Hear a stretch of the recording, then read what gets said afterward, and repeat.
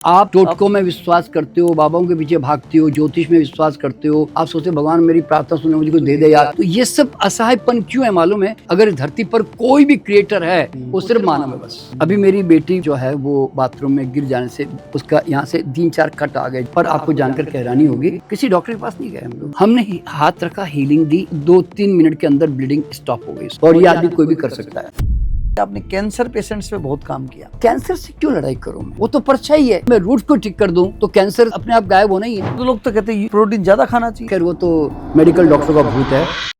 जैसे मेरे पास में कई मरीज आते हैं ना, अपने ऑफिस में बैठे बैठे मैं उसके घर की एनर्जी चेक कर सकता हूँ। तो मैं उनके घर की एनर्जी जब चेक करता हूँ ना, उनका बेडरूम एकदम एनर्जी लेस मिलता है, बता रहा हूँ। तो मैं उसको क्या कहता हूँ, मैं भले ही तुझे होटल में जाके रहना पड़े लेकिन तू इस घर में तो रह नहीं सकता। कोई भी मेडिसिन से कभी हेल्थ इम्यूनिटी नहीं बनती, उससे रिलीफ मिलता है बस। इनकी प्रॉब्लम क्या, दूध दही की। हम कोई 2-4 दिन में बीमार नहीं पड़ते। प्रॉब्लम ये कई महीने साल लगते हैं इनके आफ्टर इफेक्ट आते आते। तो ये तो कॉन्ट्राडिक्टरी सा मामला हो गया। ये तो थोड़ा और ज्यादा मुझे बताओ। परमात्मा ने सिर्फ हमारे भोजन में ही 3 चीजें दी है, सुंदरता, सुगंध और स्वाद, जो दुनिया के किसी भोजन में नहीं है। कोई लोग कहते हैं कि सुबह थोड़ा कम खाओ, कोई कहते हैं सुबह किंग साइज खाओ। आप दिन में कभी कुछ भी जो खाना खाओ अपने हिसाब से, पर मैं आपको 3 डाइट बता देता हूँ। पहला क्या मालूम है? नमस्कार आप सभी का। और आज मुझे एक बार बेहद खुशी हो रही है डॉक्टर NK शर्मा जी का स्वागत करते हुए कि आप कैनविन आरोग्य धाम में आए और सार्थक संवाद की हमारी एक सीरीज़ में विचारों के माध्यम से, शब्दों के माध्यम से और आपके जीवन से लाखों लोगों को प्रेरणा मिले, हमारा ये कार्यक्रम का मकसद है। मेरा भी सौभाग्य है कि आज आपके सार्थक संवाद में आपके साथ में जुड़ पाया हूँ आज। तो शर्मा जी थोड़ा सा प्रकाश अपनी पूरी जर्नी पे आप डालिए कि कैसे आपका जीवन बचपन से रहा और यहाँ तक आपका रहा। हमारा बचपन जो है वो पूर्वार्ध अच्छा नहीं रहा, क्योंकि मैं एक ब्राह्मण परिवार से था और पिताजी पूजा पाठ और साधना के बहुत शौकीन थे। तो 10-10 घंटे पूजा में रहते थे जनरली। तो ऐसा व्यक्ति क्या कमाएगा खाएगा। तो बचपन में भिक्षावर्ती करते थे, मतलब घर घर जाके आटा चावल दाल लेके आते थे। ब्राह्मण भिक्षावर्ती हमारा स्वभाव था, ऐसा बोल सकते थे। तो बस पूजा पाठ और जो कर्मकांड से जो पैसे थोड़े मिलते थे उसी से चलता था घर। और घटिया स्कूलों में तो पढ़े, अच्छी स्कूल में तो कोई पढ़े ही नहीं, क्योंकि पैसा नहीं था। तो जो फ्री स्कूल वाले म्यूनसिपल कॉर्पोरेशन की स्कूल होती है, सरकारी स्कूल में पढ़े और ट्यूशन कर करके ग्रेजुएशन किया किसी भी तरह। तो बचपन में एक चीज़ मैंने देखी है कि हम फॉर्मल एजुकेशन इसलिए लेते हैं क्योंकि वो हम पर सामाजिक एक बहुत बड़ा थोपा जाता है, मैं यूँ कहता हूँ उसको। वो हमारे जीवन में कभी काम नहीं आता वैसे देखा जाए तो। हम अपने जीवन के 15 साल उस शिक्षा में ख़त्म कर देते हैं जिसका जीवन में उपयोग बहुत कम है। आप सीधा ही बोल रहे हो। ये जरूरी है, बहुत ज़रूरी बात है। सही बात। क्योंकि आप ज़रा सोचिए, अगर मैं एक कुक बनना चाहता हूँ, एक रसोईया मान लो, तो मुझे ग्रेजुएशन MA PhD उसमें दी जाए ना भाई। मैं क्यों फालतू में हिस्ट्री पढ़ूं, ज्योग्राफी पढ़ूं, मैं फालतू में दूसरी चीज़ें क्यों पढ़ूं? मुझे इससे क्या लेन देन है? मेरे जीवन में काम ही नहीं आने वाली है। मान लीजिए आज मैं केमिस्ट्री भी पढ़ता हूँ तो मेरा वो सब्जेक्ट नहीं, मैं एक आर्ट मिजाज का आदमी हूँ, मान लो संगीतकार हूँ, तो मैं क्या करूँगा उस केमिस्ट्री को पढ़ के? पर वो ठीक है, जनरल नॉलेज के थोड़ा सा सब्जेक्ट पढ़ा दिया, कोई बात नहीं, पर जिंदगी इसके अंदर ख़त्म कर दे। अच्छा, डिग्री लेके आके कौन सा भाई मैं कोई बड़ा एजुकेटेड हो गया, जैसे कहना एजुकेटेड, हाउ आई एजुकेटेड। क्योंकि एजुकेटेड तो उसको कहा जाता है कि मेरी जो क्षमता थी उसको स्कूल ने खोद के बाहर निकाला। तब तो मैं मानूं कि आई एम एजुकेटेड। अच्छा, मुझे ये भी नहीं मालूम कि मैं संसार में क्यों आया हूँ। एजुकेशन का मतलब है मैं आज भी अज्ञानी था इस मामले में कि मेरे अंदर क्या क्या क्षमताएं, शक्तियाँ हैं, मेरा स्वास्थ्य कैसे मेंटेन होता है। जैसे पहले गुरुकुल होते थे, तो 10-15 साल गुरुकुल में रहते थे, तो उनको स्वास्थ्य विज्ञान, आध्यात्मिक विज्ञान और साथ में और जो डिफरेंट नॉलेज, धनुष बाण चलाना के, घुड़सवारी करना, जो भी वो सब स्किल सिखाते थे। तो अब वो स्थिति तो रही नहीं कि आज मुझे, अगर मैं ग्रेजुएशन MA PhD कर लूँ तो मुझे हेल्थ के बारे में तो मुझे किसी दूसरे को जाके पूछना पड़ेगा।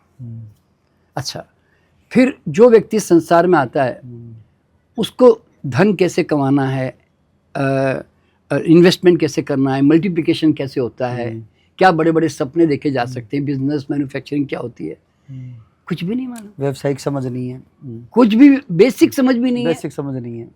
और हमें मतलब बाद में हमें जबरदस्ती दोस्तों मित्रों से या बोलते हैं ना उनसे समझना पड़ता है, भाई किस में पैसा डालूं यार, हाँ, मैं कैसे कमाऊं यार, जो बोलते हैं ना वो फिर ऐसे समझना पड़ता है। जो सबसे जरूरी आपकी समझ है वही डेवलप नहीं हुई, वो भी डेवलप नहीं होती। हाँ। ठीक है। अच्छा, इसके बाद मैं अगर इस संसार में आया हूँ तो मेरे जो भगवान ने मुझे जो दिमाग दिया है तो कितनी क्षमताएं और शक्तियां लेकर पैदा हुआ हूँ वो कुछ भी नहीं मालूम। हम तो खाली फिजिकल मेंटल 2 पावर को जानते हैं और बाकी पावर जिंदगी भर अधूरे रह जाते हैं। बल्कि मैं कहता हूँ 5% जानते हैं, 95% ऐसे ही दबे रह जाते हैं। तो सर्वशक्ति संपन्न मानव है ऐसा अनुभव कोई व्यक्ति कर ही नहीं पाता। देखिए, आपका असहायपन महसूस करना इस बात का सबूत है कि आप टोटकों में विश्वास करते हो, बाबाओं के पीछे भागते हो, ज्योतिष में विश्वास करते हो, आप मतलब तरह तरह के टोटके करोगे, शॉर्टकट खोजोगे, कृपा की खोज करोगे, आप सोचते भगवान मेरी प्रार्थना सुने, मुझे कुछ दे दे यार। तो ये सब असहायपन क्यों है मालूम है? क्योंकि आपको नहीं मालूम कि आज ईश्वर अगर क्रिएटर है तो उसने सारी क्षमता क्रिएशन की एक मानव को देके भेजा है। मानव अगर धरती पर कोई भी क्रिएटर है वो सिर्फ मानव है बस। हाँ, उसको अपनी शक्ति की समझ नहीं है, पता ही नहीं उसको कि वो कितनी बड़ी क्षमता लेकर आया है। वो जो सोचे वो साकार कर दे, इतनी क्षमता उसके अंदर। लेकिन आज हम उसका उपयोग नहीं कर पाते हैं और इतने असहाय कमजोर बनकर दुनिया में जी रहे होते हैं। तो ये चीज़ें हमें अगर बचपन से इस एजुकेशन में बताई जाए, मैं क्यों इतना असहाय होकर जीऊँगा, मैं एजुकेटेड हूँ फिर भी मैं असहाय हूँ, तो क्या फ़ायदा हुआ भैया। अच्छा, फिर मैं कल शादी करूँगा, मुझे पता ही नहीं स्त्री क्या होती है, पुरुष क्या होता है। लड़ते झगड़ते बेचारे दोनों जिंदगी भर एडजस्टमेंट करके समझने की कोशिश कर रहे होते हैं। अगर मुझे पहले ही रिलेशनशिप के साइंस साइकोलॉजी अगर समझा दी जाती कि भाई महिला का कैरेक्टर ये होता है और मेल का ये होता है, तो मैं उस ढंग से पहले से तैयारी करके जाता ना। जैसे हम एक नौकर से ज़्यादा काम की आशा नहीं कर सकते, एक लिमिटेड काम की हम उतना ही समझ के काम देते हैं ना। तो हम भी समझते भाई महिला है तो इमोशनल है तो उसके अलग कैरेक्टर है, इस तरह से। तो ये चीज़ें हमें बताई नहीं जाती और हम बाद में जाकर अपने अनुभव से सीखते हैं। अच्छा, कल मेरे बच्चे होंगे, मुझे चाइल्ड साइकोलॉजी की 1% भी जानकारी नहीं है। शादी हो गई, बच्चे टपक पड़े और हम अपनी जितनी अकल है उतना हम उससे व्यवहार कर रहे हैं। तो फिर आप जरा सोचिए कि बच्चे अपने आप में अगर माँ बाप ही एक ऊंचाई पे हो तो बच्चों को भी उस ऊंचाई पे लेके जा सकते हैं। ठीक बात है। बेचारे माँ बाप ही उनको ही समझ नहीं हो कि क्या कैसे इनको पाला जाए, क्या किया जाए। तो फिर क्या होता है, अधिकतर माँ बाप फिर ना थोपते हैं बच्चों पे अपने पसंद नापसंद, अपनी एजुकेशन, नहीं बेटा तू MBA कर, नहीं बेटा तू डॉक्टर बन, फिर वो अपनी पसंद की थोपते उसके ऊपर। तो ये चीज़ें जो है ना, फिर बच्चों का ओरिजिनल जो विकास होना चाहिए ना उसके स्वभाव में, वो स्वभाव में फिर विकास नहीं हो पाता बेचारों का। और वो जबरदस्ती कुछ न कुछ सामाजिक चाल के रेट रेस में अपने आप को ढाल देते हैं बेचारे। और फिर वो मानसिक असंतुलन, फिर वो देखिए, अगर कोई भी व्यक्ति अपने स्वभाव में नहीं जिएगा ना, वो तो तनाव और दुखी तो होगा, ये कुदरत का नियम है। कृष्ण भगवान ने गीता में बहुत साफ कहा कि स्वधर्म निधनम श्रेय पर धर्म भयावह, कि दूसरों के धर्म में, स्वधर्म अपने धर्म में जीना, जो तुम्हारा स्वभाव है उसमें जीना, पर धर्म भयावह। अगर तुमने कहा कि ये डॉक्टर बन गया मैं डॉक्टर बन जाऊँ, मैं MBA तो मैं MBA कर लूँ, ये जो हम दूसरों को देखकर समाज में जो प्रेरित हो जाते हैं ना अचानक, वो बहुत गलत है। You must live in your own. क्योंकि कारण क्या होता है, वो ये नहीं देखता कि मेरा स्वभाव क्या, वो क्या देखता है इसने इस फील्ड में जाके पैसा बहुत कमाया, इसने इस फील्ड में जाके बिजनेस करके बहुत पैसा कमाया, मैं भी इस फील्ड में जाऊंगा। नहीं, वो तुम्हारा स्वभाव नहीं है। तुम जाओगे तो तुम पैसा तो कमा भी लोगे पर दुखी हो जाओगे। पर अपने स्वभाव में जियोगे ना तो न रात देखो न दिन देखोगे, न मतलब और न टाइम देखोगे, न छुट्टियां देखोगे, क्योंकि तुम्हारा स्वभाव है। आनंद भी आएगा, रात दिन मजा आएगा, तुम्हें काम करने में कम पैसा मिला ज़्यादा पैसा मिला, पर मजा तो आ रहा है ना। तो अपने स्वभाव में ना खिलने की हमारे एजुकेशन में सुविधा नहीं है पहली बात, और माँ बाप भी बेचारे हेल्प नहीं कर पाते कई बार इसमें। अच्छा, फिर जो व्यक्ति संसार में आया उसके जीवन में सुख दुख, कम पैसा ज़्यादा पैसा सब चलता रहता है। वो क्यों आया, उसकी यात्रा क्यों जारी है, वो क्यों बार बार पैदा होकर मरता जा रहा है, मैं हूँ कौन वास्तव में, और मैं मेरा असली अस्तित्व क्या है, तो ये जो एक खोज है कि मैं कौन हूँ, ये कोई व्यक्ति के अंदर प्यास ही नहीं पैदा होती। वो तो बस थोड़े गुरुओं के पीछे जाकर यहाँ राम नाम जप के, यहाँ घर में कर्मकांड पूजा पाठ करके वो बस जिंदगी बिता देता है, पर स्वयं को कभी नहीं जान पाता, रिचुअलिस्टिक बन के रह जाता है। तो ऐसी कंडीशन में क्या होता है, आप जीवन की बहुत बड़ी बड़ी ऊंचाइयों को, आपकी अपनी पूरी एक संपूर्ण बोलते हैं ना क्षमता को आप जान सकते थे। अगर ऐसी शिक्षा मुझे मिलती तो आज हर मानव है ना एक बहुत बड़ा एक अवतार, कृष्ण की तरह अवतार होता, बता रहा हूँ मैं। पर वो हम देखिए, जीनियस हर बच्चा होता है, ये समझना बहुत जरूरी है। आप है ना कछुए को खरगोश से मेजरमेंट नहीं कर सकते, आप चिड़िया को हाथी से मेजर नहीं कर सकते, वो अपनी जगह पर ही अपनी जगह पर है। तो जीनियस सब बच्चे होते हैं, पर उस क्षमता को निखारना ये एजुकेशन का काम होता है। किसका कौन सा शब्द है देखो ना, अगर आज चिड़ियों को अगर उड़ने का उसके अंदर गुण है, तो मैं चिड़िया के उड़ने की क्षमता क्या बोलते हैं विद्या की चर्चा करूंगा मैं। फिर मैं क्यों हाथी कितना वजन उठा सकता है, मैं क्यों चर्चा करूं भाई फालतू में।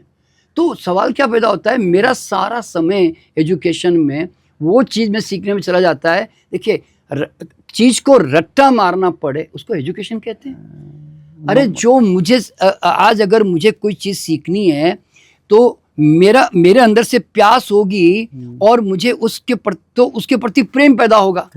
अगर एजुकेशन के प्रति प्रेम ही नहीं है और जबरदस्ती थोपा जा रहा है, ऐसा लग रहा है कि भैया रट्टा मारना पड़ेगा, पास करना पड़ेगा, नंबर लाने पड़ेंगे तभी आगे काम बढ़ेगा, तो उसको एजुकेशन कहते हैं। परेशानी वहीं से शुरू हो रही है। मैं जो सीखना चाहता हूँ ना वो एजुकेशन देने को तैयार नहीं है। देखिए, मैं अभी एक रियलिटी बताना जा रहा हूँ कि मैं बचपन में संगीत का शौकीन था, जब मैं छोटा था तब। तो अगर मैं 365 दिन स्कूल हुए ना तो मैं शायद 200 दिन ही स्कूल गया होऊंगा, बाकी 165 दिन इधर उधर गायब। क्यों मालूम है, मुझे पढ़ाई में इंटरेस्ट नहीं था, मैं लास्ट बेंच का स्टूडेंट था। 40-50% से कभी आज तक कभी ज़्यादा मैंने मार्क्स लिए नहीं। लेकिन उसी जगह संगीत के लिए मैं शाम को 5 बजे स्कूल से ख़त्म करके मैं 2 घंटे साइकिल चला के सीखने के लिए मैं पागल की तरह भागता था। रात को 9 बजे घर आता था और घर आके 3-3 घंटे अभ्यास करता था संगीत का, क्योंकि मेरा शौक था ना। तो अब मेरा जो शौक था वो तो स्कूल सिखाने को तैयार नहीं था, जबकि मैं सीखने को तैयार हूँ जी। तो मतलब हर बच्चे में एक क्वालिटी होती है, उस क्वालिटी को निखारे तो बच्चा पूरी तरह सीख सकता है। तो इसके कारण क्या हुआ कि संगीत के अंदर मैंने बड़ा नाम कमा लिया और एजुकेशन में मैं पिछड़ा रह गया इस तरह से। तो मेरा कहने का मतलब क्या होता है कि कोई भी एजुकेशन का मतलब ये नहीं होता कि रट के पास किया जाए, उसको एजुकेशन नहीं कहते, उसको तोता कहते हैं। देखिए, एक एग्जांपल देता हूँ। जे कृष्णमूर्ति एक बहुत बड़े फिलोसोफर हुए, जे कृष्णमूर्ति ओशो की तरह।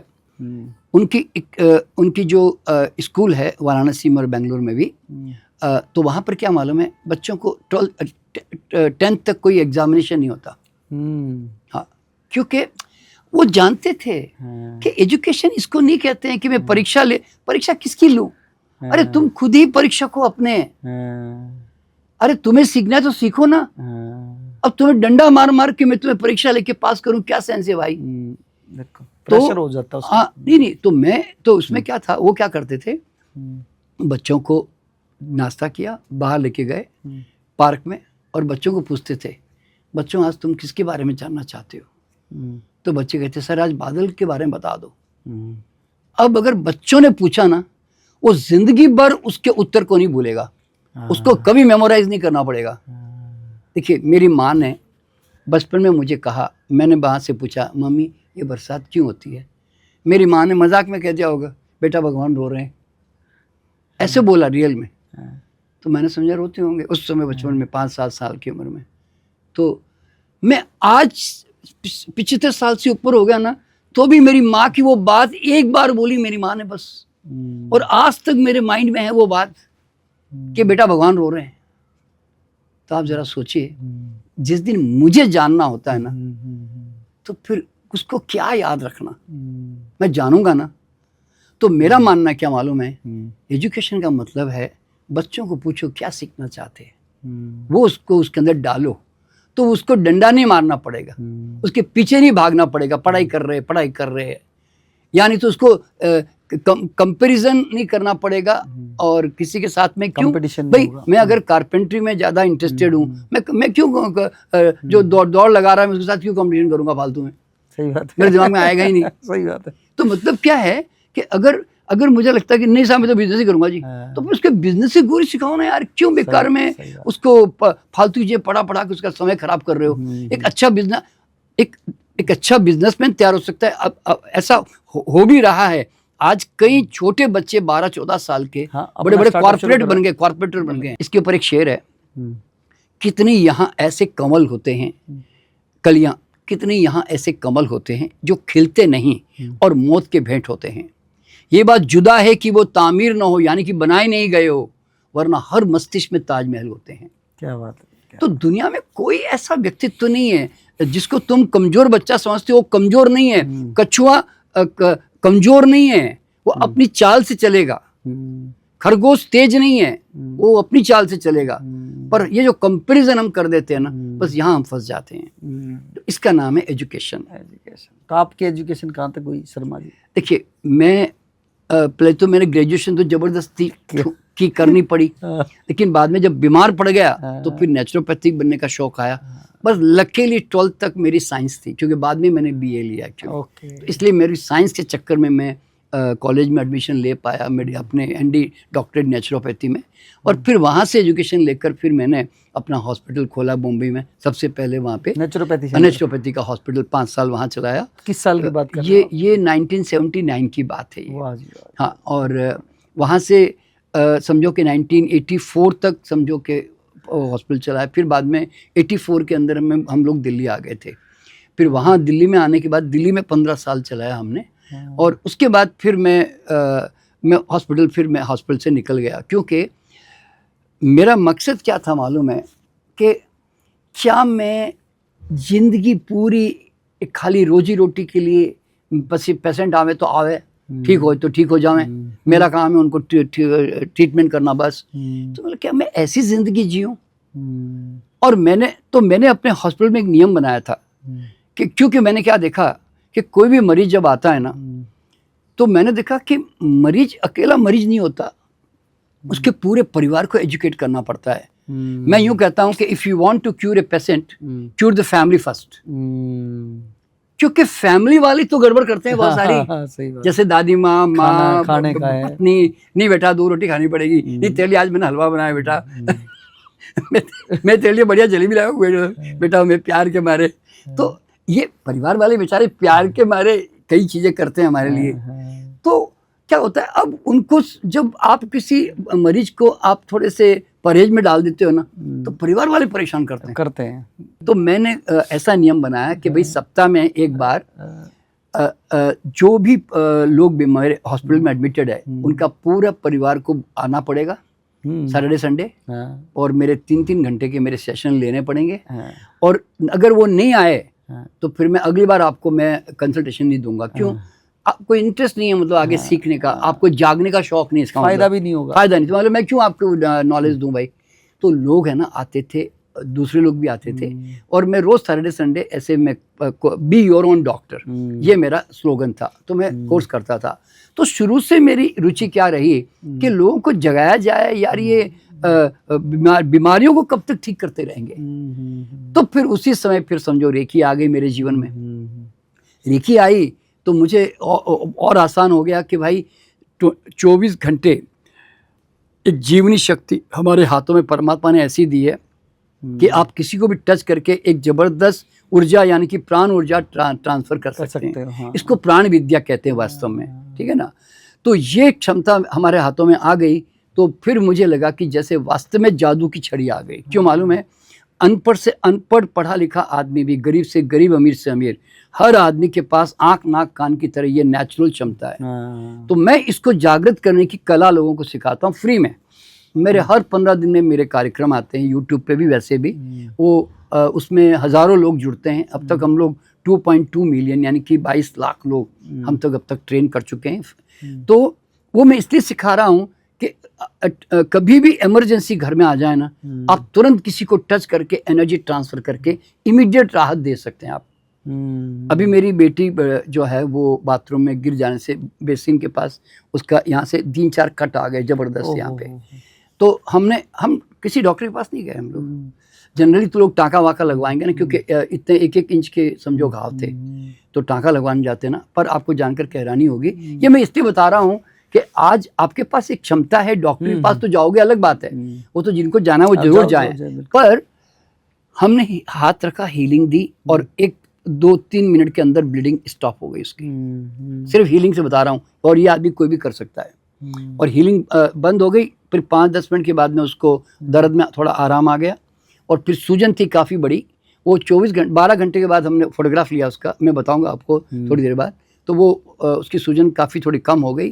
फिर 2 दिन के बाद में उसका पूरा एकदम ड्राइनेस आ गई, और 3 दिन के बाद में उसकी वो जो पूरी वो जो घाव खुले थे सब जुड़ गए 3 दिन के अंदर, बता रहा हूँ, हीलिंग से सिर्फ, कोई सिलाई विलाई भी नहीं। और अब मैं उसके बाद सप्ताह भर के बाद मैं आपको फोटोग्राफ बताऊंगा, उसके अंदर आप देखोगे कि वो उसका बिल्कुल खाली नाम ऐसे एक लाइन रह गई बस सिर्फ। इतनी वंडरफुल हीलिंग कौन सी चीज से होती है मुझे बता दो। सही बात। आज रेकी इमरजेंसी में इस तरह से काम आती है। अगर किसी को हार्ट अटैक आ जाए और रेकी कर दो तो मर नहीं सकता व्यक्ति। देखिए मरता क्यों मालूम हार्ट अटैक में?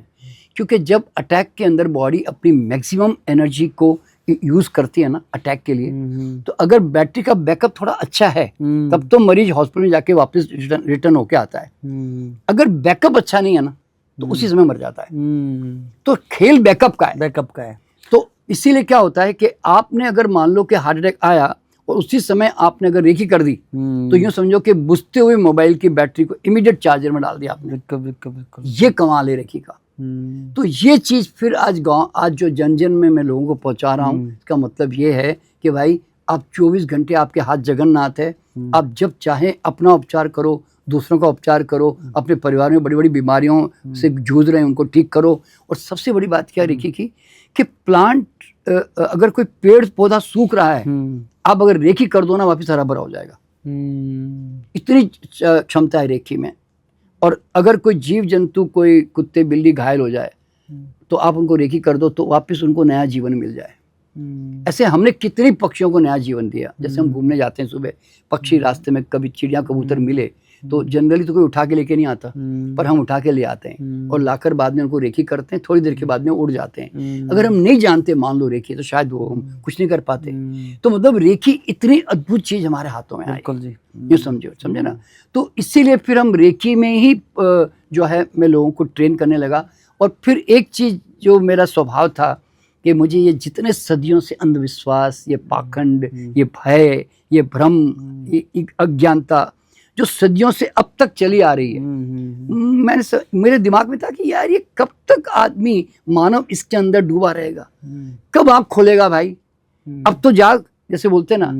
तो फिर मैं जो रेकी नाम का जो व्हीकल है ना, मैं उसके अंदर ये जितने भ्रम हमारे खान पान, अध्यात्म, भगवान, भाग्य, ग्रह, ये सारे यंत्र तंत्र मंत्र ने, कुंडलिनी, लोग कई तरह की बातें करते हैं, मोक्ष ने, सब चीज़ें, तो वो सारे भ्रम तोड़कर एक उनको एक वैज्ञानिक आधार मिले और जो कि ठोस विज्ञान हो और जिसके ऊपर वो विश्वास कर सके, तो वो चीज़ मैंने देने की कोशिश की। बस ये समझ लें, ये मेरा प्रयास है।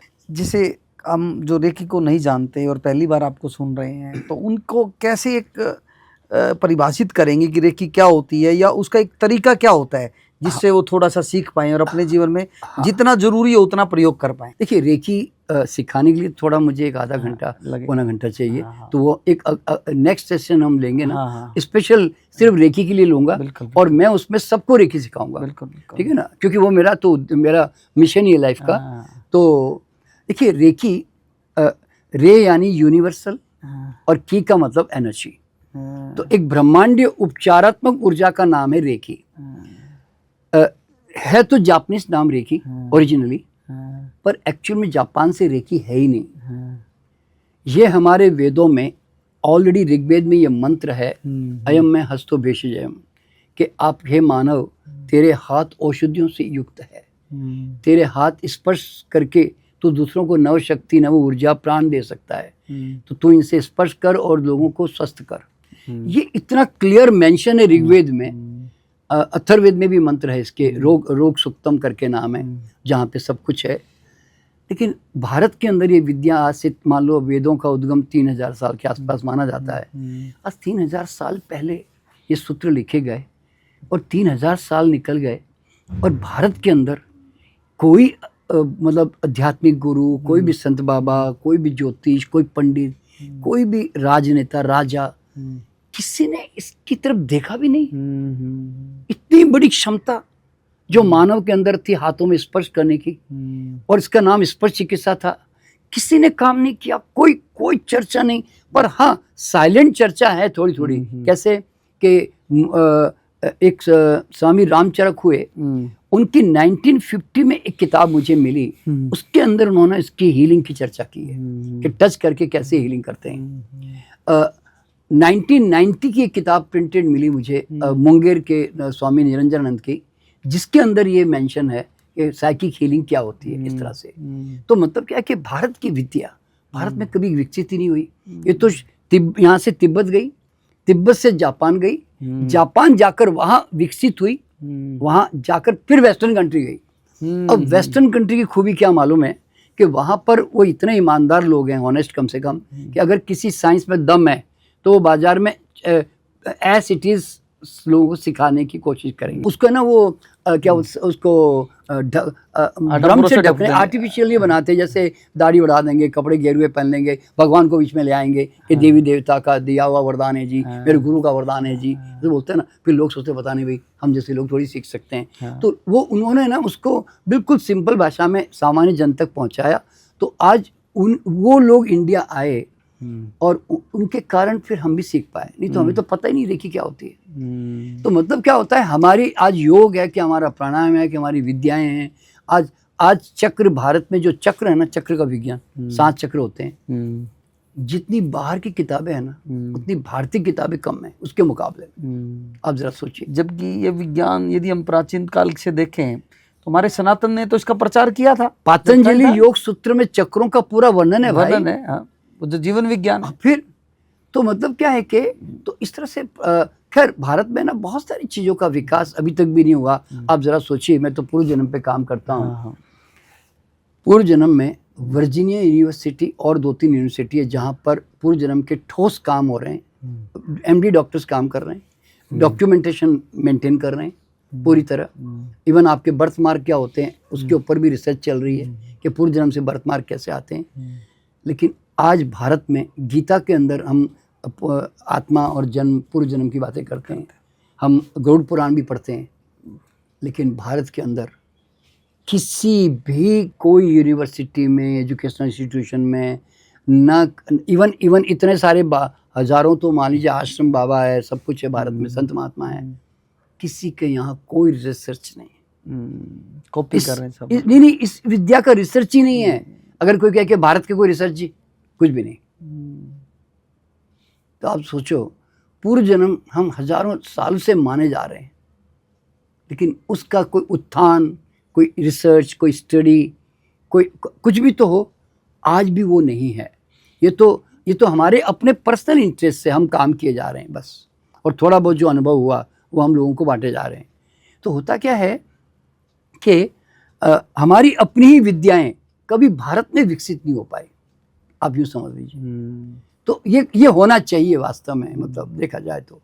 और तो इस तरह से तो रेकी जो है ना, जब मैं अगली बार जब आऊँगा आपके इस सेशन में, तो उसमें आधा पौना घंटा, 1 घंटा चाहिए मुझे उसमें, ताकि मैं प्रैक्टिकल लोगों को ना एजुकेट करके, रेकी एक्टिवेट करके, फिर मैं उसका व्यवहारिक प्रयोग कैसे करना है वो सारा एक अलग से 1 घंटा लगेगा मुझे उसमें, वो मैं फिर उसी के ऊपर वर्क करूँगा सिर्फ, ठीक है ना। तो रेकी ये काम करती है, ठीक है ना। और रेकी सिर्फ इतना ही नहीं है, रेकी चूंकि एक ऊर्जा का विज्ञान है तो हर अणु अणु पे काम करती है। रेकी निर्जीव वस्तुओं पे भी काम करती है। अभी अभी मान लीजिए कि इवन ये पानी को चार्ज कर सकती है, पानी की ऊर्जा बदल सकती है, खान पान की ऊर्जा बदल सकती है। आपके नॉन लिविंग यानी कि मेरा पेन है, मेरी कार है, मेरा मोबाइल है, उनकी ऊर्जा में बदलाव लेके आ सकती है। नॉन लिविंग की भी, नॉन लिविंग में देखो क्या होता है। हम लोग है ना, ये हम कभी समझ नहीं पाए इस बात को कि और भारत के ऋषि मुनियों ने समझा, इसलिए मैं बता रहा हूँ अनुभव आपको कि आपका पेन है कि आपका पेपर है कि आपका मोबाइल है कि ग्लास है कि किताब है, हर चीज को आप इमोशनली एनर्जी वाइज आप उसको है ना इन्फ्लुएंस कर सकते हो। आपसे एक कलाकार जब मूर्ति बनाता है उसके तो दिमाग में नहीं है कि भगवान है, वो तो हथौड़े मारता है उसको मूर्ति बनाने के लिए, है ना, उसका काम धंधा है, मूर्तिकार है वो। फिर वो बिकने के लिए आती है बाजार में, तो उसके गोडाउन में हजारों शंकर गणपति भरे रहते हैं बेचने के लिए, यानी कि 1000 के गणपति, 5000 के गणपति ऐसे। और मुझे हंसी का कब आती है मालूम है, जब लोग 200 रुपये की, 500 रुपये की लक्ष्मी दिवाली पे खरीद के लेके आते हैं और फिर उस लक्ष्मी को कहते हैं तू मुझे पैसे दे दे माँ जिसको तू खुद खरीद के लाया तू उसी से मांगे जा रहा है यार। तो मतलब खैर मजाक की बात है।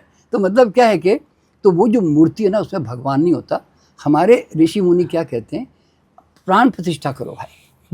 तो प्राण प्रतिष्ठा कैसे करेंगे, प्राण को डालना। तो प्राण कैसे डालेंगे कि जब हजारों लोगों की एनर्जी, श्रद्धा की एनर्जी जब उस मूर्ति की तरफ फोकस करती है तो सारी ऊर्जा जाकर उसके अंदर एकदम प्राण ऊर्जा विकसित कर देती है एकदम। तो प्राण ऊर्जा का, प्राण प्रतिष्ठा का मतलब है हम सब मिलके श्रद्धा से एनर्जी क्रिएट कर सकते हैं किसी भी चीज में। तो आप जरा सोचो, we are God creating countries, हम तो मर्जियां हैं उसमें भगवान पैदा कर दें। सही बात है।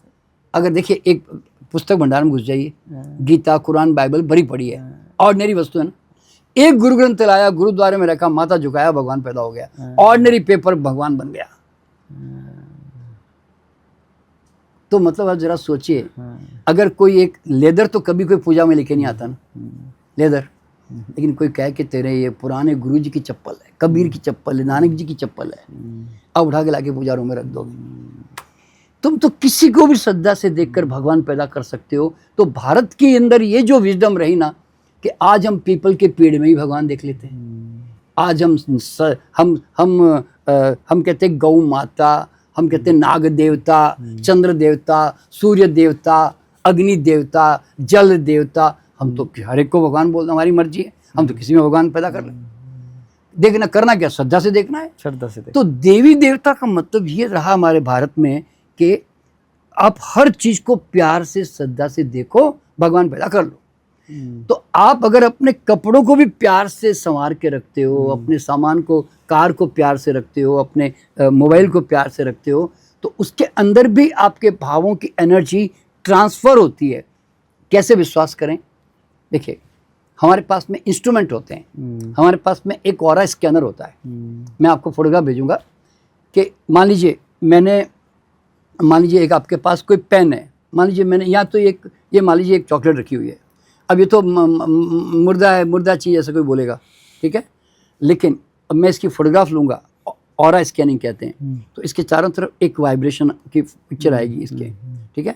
फिर मैंने इसको हाथ में रखा और मैंने प्यार से कोई मंत्र जाप किया, मैंने भाव कुछ क्रिएट किए और मैंने एनर्जी दी, इसको रेकी कर दी मान लो। और 2 मिनट के बाद मैंने दोबारा फोटोग्राफ लिया, तो जो ऊर्जा पास में थी 1 सेंटीमीटर पे, वो 5-7 सेंटीमीटर तक दूर हो जाएगी। फोटोग्राफ में आती है, प्रैक्टिकली बता रहा हूँ मैं। यानी कि मैंने उसको अच्छे भाव से देखा तो उसके अंदर ऊर्जा में परिवर्तन आया, वो प्रत्यक्ष कोई भी देख सकता है। ये सबसे बड़ी बात है। हम अपने बच्चों में भी कई बार देखते हैं, ये बच्चा परेशान है, नाराज है हमारे से, उसको प्यार से समझाते हैं तो वो हमारे कोडिंग चलने लग जाता है। हाँ, वो उसकी परफॉर्मेंस अच्छी हो जाती है। हाँ, हम किसी अपनी उसमें मीटिंग में देखते हैं, कोई हमारी कॉर्पोरेट मीटिंग है, उसमें यदि हम थोड़ा समझाने का भाव हमारा अच्छा रखते हैं, एक प्रेम भाव रखते हैं, तो उसी से बहुत बड़ा अंतर हमारे को देखने को मिलता है। हाँ, देखिए अभी एक है ना,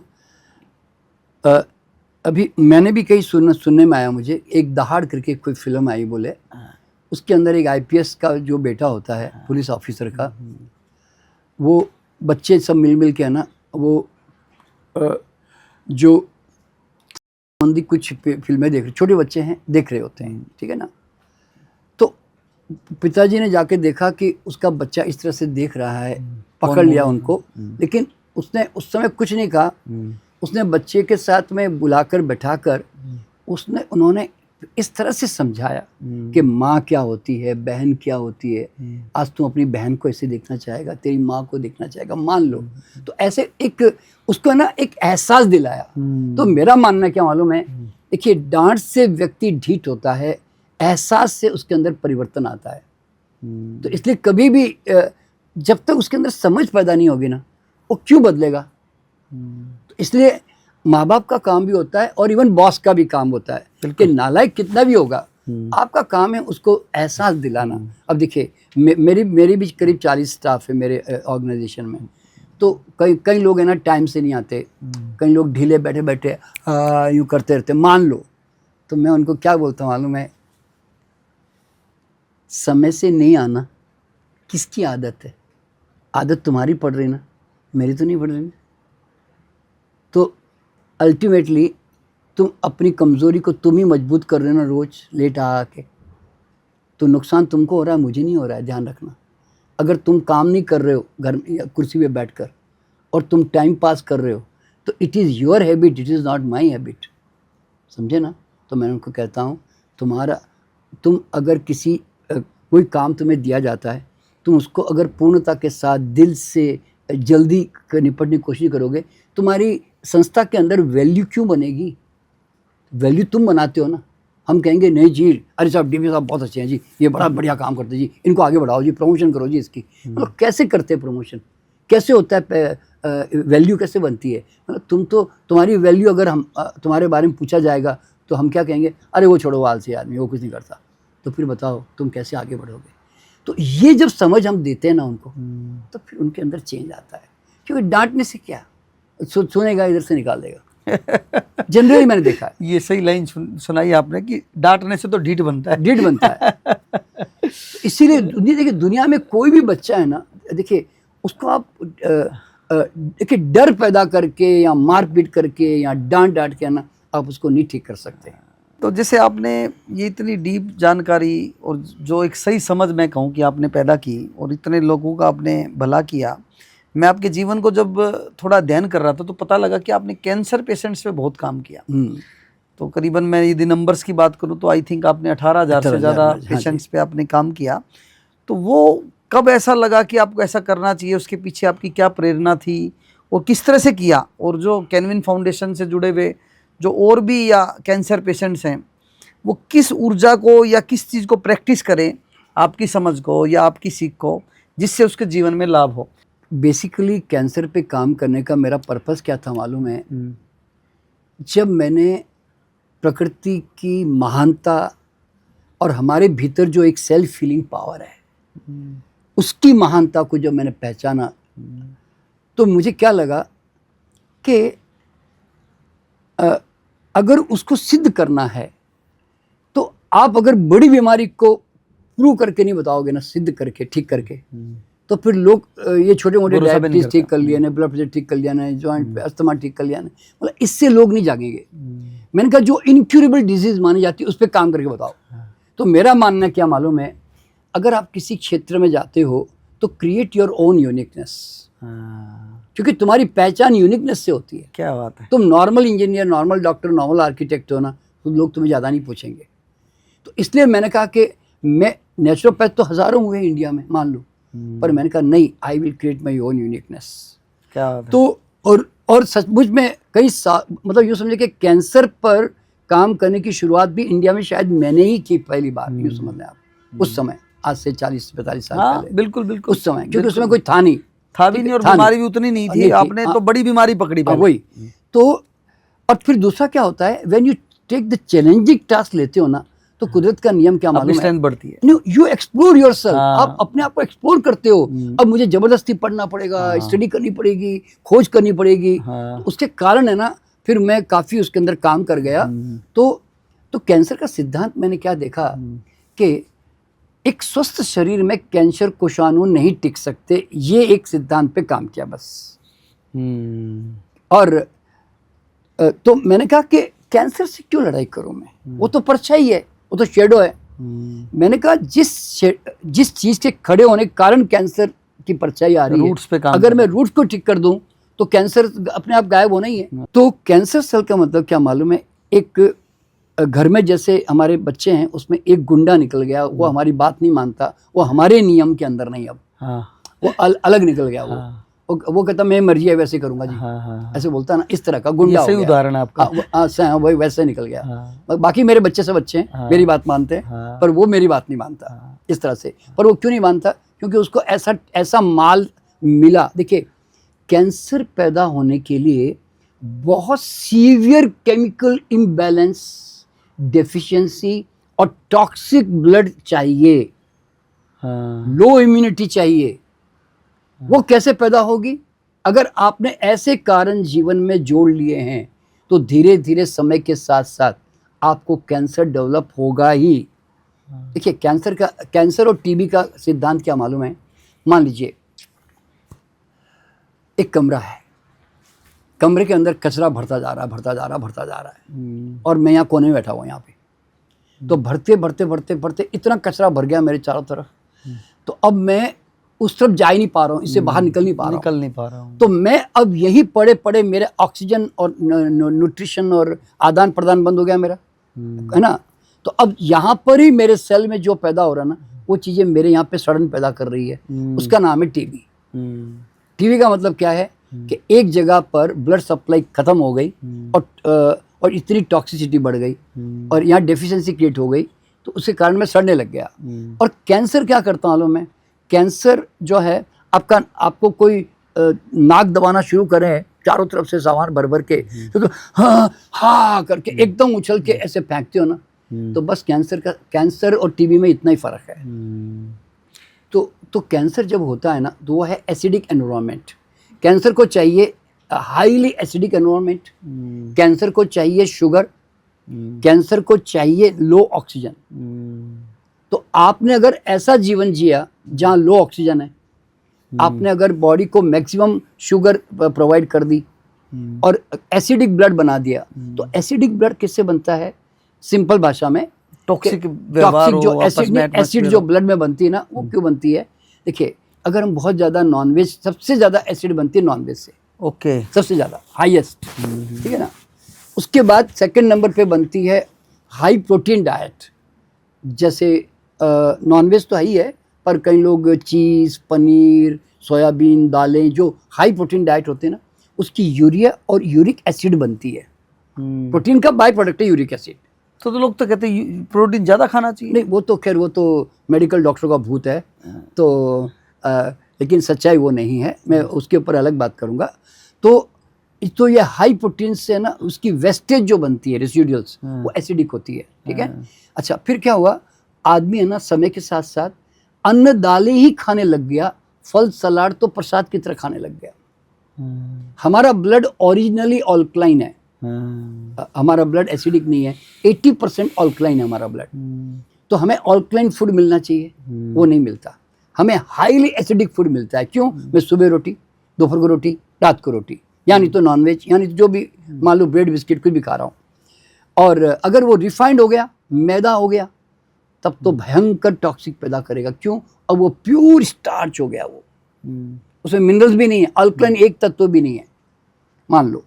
तो अच्छा, फिर चाय कॉफ़ी जुड़ गई, शराब सिगरेट जुड़ गई, तो वो भी हाईली एसिडिक है, और दवाइयाँ जुड़ गई तो वो भी एसिडिक है। तो मतलब जितना ये सब एसिडिक चीज़ें हैं। और फिर एसिड किससे जुड़ता मालूम है? माइंड से। अगर मैं स्ट्रेस, फियर, डिप्रेशन में रहता हूँ, तो मेरे अंदर ऐसे टॉक्सिक हार्मोन डेवलप होते हैं, खास करके जैसे स्ट्रेस में कार्टिसोल एक हार्मोन पैदा होता है, उससे बॉडी में ना वो इरिटेबल होता है बहुत ज़्यादा, वो बॉडी को डैमेज करता है, सेल को। देखिए, मैं कैंसर का मतलब क्या है, ज़रा एक एग्जांपल समझ लें।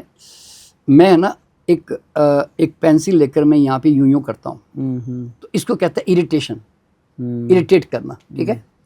इरिटेट करते करते करते मैं और घिसता जा रहा हूँ कई सालों से। तो मतलब कुछ महीनों के बाद क्या होगा, अब यहाँ पे इरिटेशन के बाद में होगी इन्फ्लेमेशन। इन्फ्लेमेशन का मतलब क्या है, सूजन। सूजन। अब सूजन, क्योंकि अब सूजन का मतलब है अब भैया आपने बहुत ज़्यादा इरिटेट कर दिया, मुझे वहाँ रिपेयर करना पड़ेगा जी, इसलिए सूजन आना जरूरी है। फिर और घिसते गए तो क्या हुआ, अल्सरेशन। अल्सरेशन का मतलब क्या, अब घाव हो गया, क्योंकि आप और घिसते जा रहे हो, इरिटेट करते जा रहे हो। फिर अब और भी इरिटेट करते हो, तो लास्ट होता है इंड्यूरेशन, उसका मतलब है कैंसर। तो कैंसर जो है ना, आप इरिटेशन का कोई कॉज देकर कंटिन्यूसली घिसते रहते हो, बॉडी को परेशान करते रहते हो, बॉडी तंग आकर कहते हैं भैया अब मैं कुछ नहीं कर सकता, बस हाथ खड़े कर दिए। हाथ खड़े कर देता है बस। तो उसको कैंसर कहते हैं। तो आप जरा सोचिए, देखिए कि कैंसर क्यों ठीक करने में मैं सफल हुआ, सब नहीं, और देखिए सब तो जनरली लास्ट मोमेंट में मेरे पास आते हैं। देखिए 99% तो लोग पहले कीमो, रेडिएशन, सर्जरी में जा चुके होते हैं। मेरे पास तो कब आते हैं, जब डॉक्टर कहता है कोई रास्ता नहीं जी, तो दूसरी अल्टरनेटिव मेडिसिन ढूंढते हैं, ठीक है। तो उस समय मेरे पास में जो आते थे वो 4th स्टेज या 3rd स्टेज, सब ऐसे कैंसर ज़्यादा होते थे, और थोड़े बहुत प्राइमरी स्टेज के होते, सेकेंडरी प्राइमरी के बहुत कम होते थे। तो मैंने क्या देखा कि रूट कॉज कहाँ पर है, मैंने देखा माइंड में है। तो माइंड में उसकी साइकोलॉजी कहाँ से डिस्टर्ब हुई पड़ी है भाई, कि वो कोई चीज़ तनाव पैदा कर रही है, बिजनेस में, रिलेशनशिप में, कोई चीज़ पैसों को लेकर, फाइनेंस को लेकर, कुछ भी लेकर कोई माइंड में कोई तनाव चल रहा है। पहले मैं रिकॉग्निशन करूँगा, फिर उसके फियर क्या क्या माइंड में, किस चीज़ के लेकर फियर है। अच्छा, तो वो माइंड का जो रोल है वो मैं अगर नहीं जान पाया तो मैं क्या ठीक करूँगा। अच्छा, फिर आहार में ये एसिडिक खाना है, अगर मैं वो नहीं जानता और मैं निकाला भी नहीं, तो देखिए cause maintain mean disease maintain. तो अगर कारण नहीं निकला तो बीमारी तो जिससे वो कैंसर डेवलप हुआ वो तो और कैंसर को मजबूत करेगा ना। डायग्नोसिस कर लिया आपने उसके रूट ऐसे, तो मैं खान पान को ठीक करूंगा, मैं उसके ब्लड की केमिस्ट्री को चेंज करूंगा, और मैं उसके हार्मोन को चेंज करूंगा सही खान पान से और सही मेंटालिटी से भी। देखिए जब कैंसर का मरीज मेरे पास आता है ना, तो मैं सबसे पहले क्या बोलता हूँ मालूम है, तो ये डॉक्टर ने क्या क्या बोला पहले मुझे बता। क्योंकि अधिकतर डॉक्टरों की बातें ना थोड़ी डरावनी सी होती है।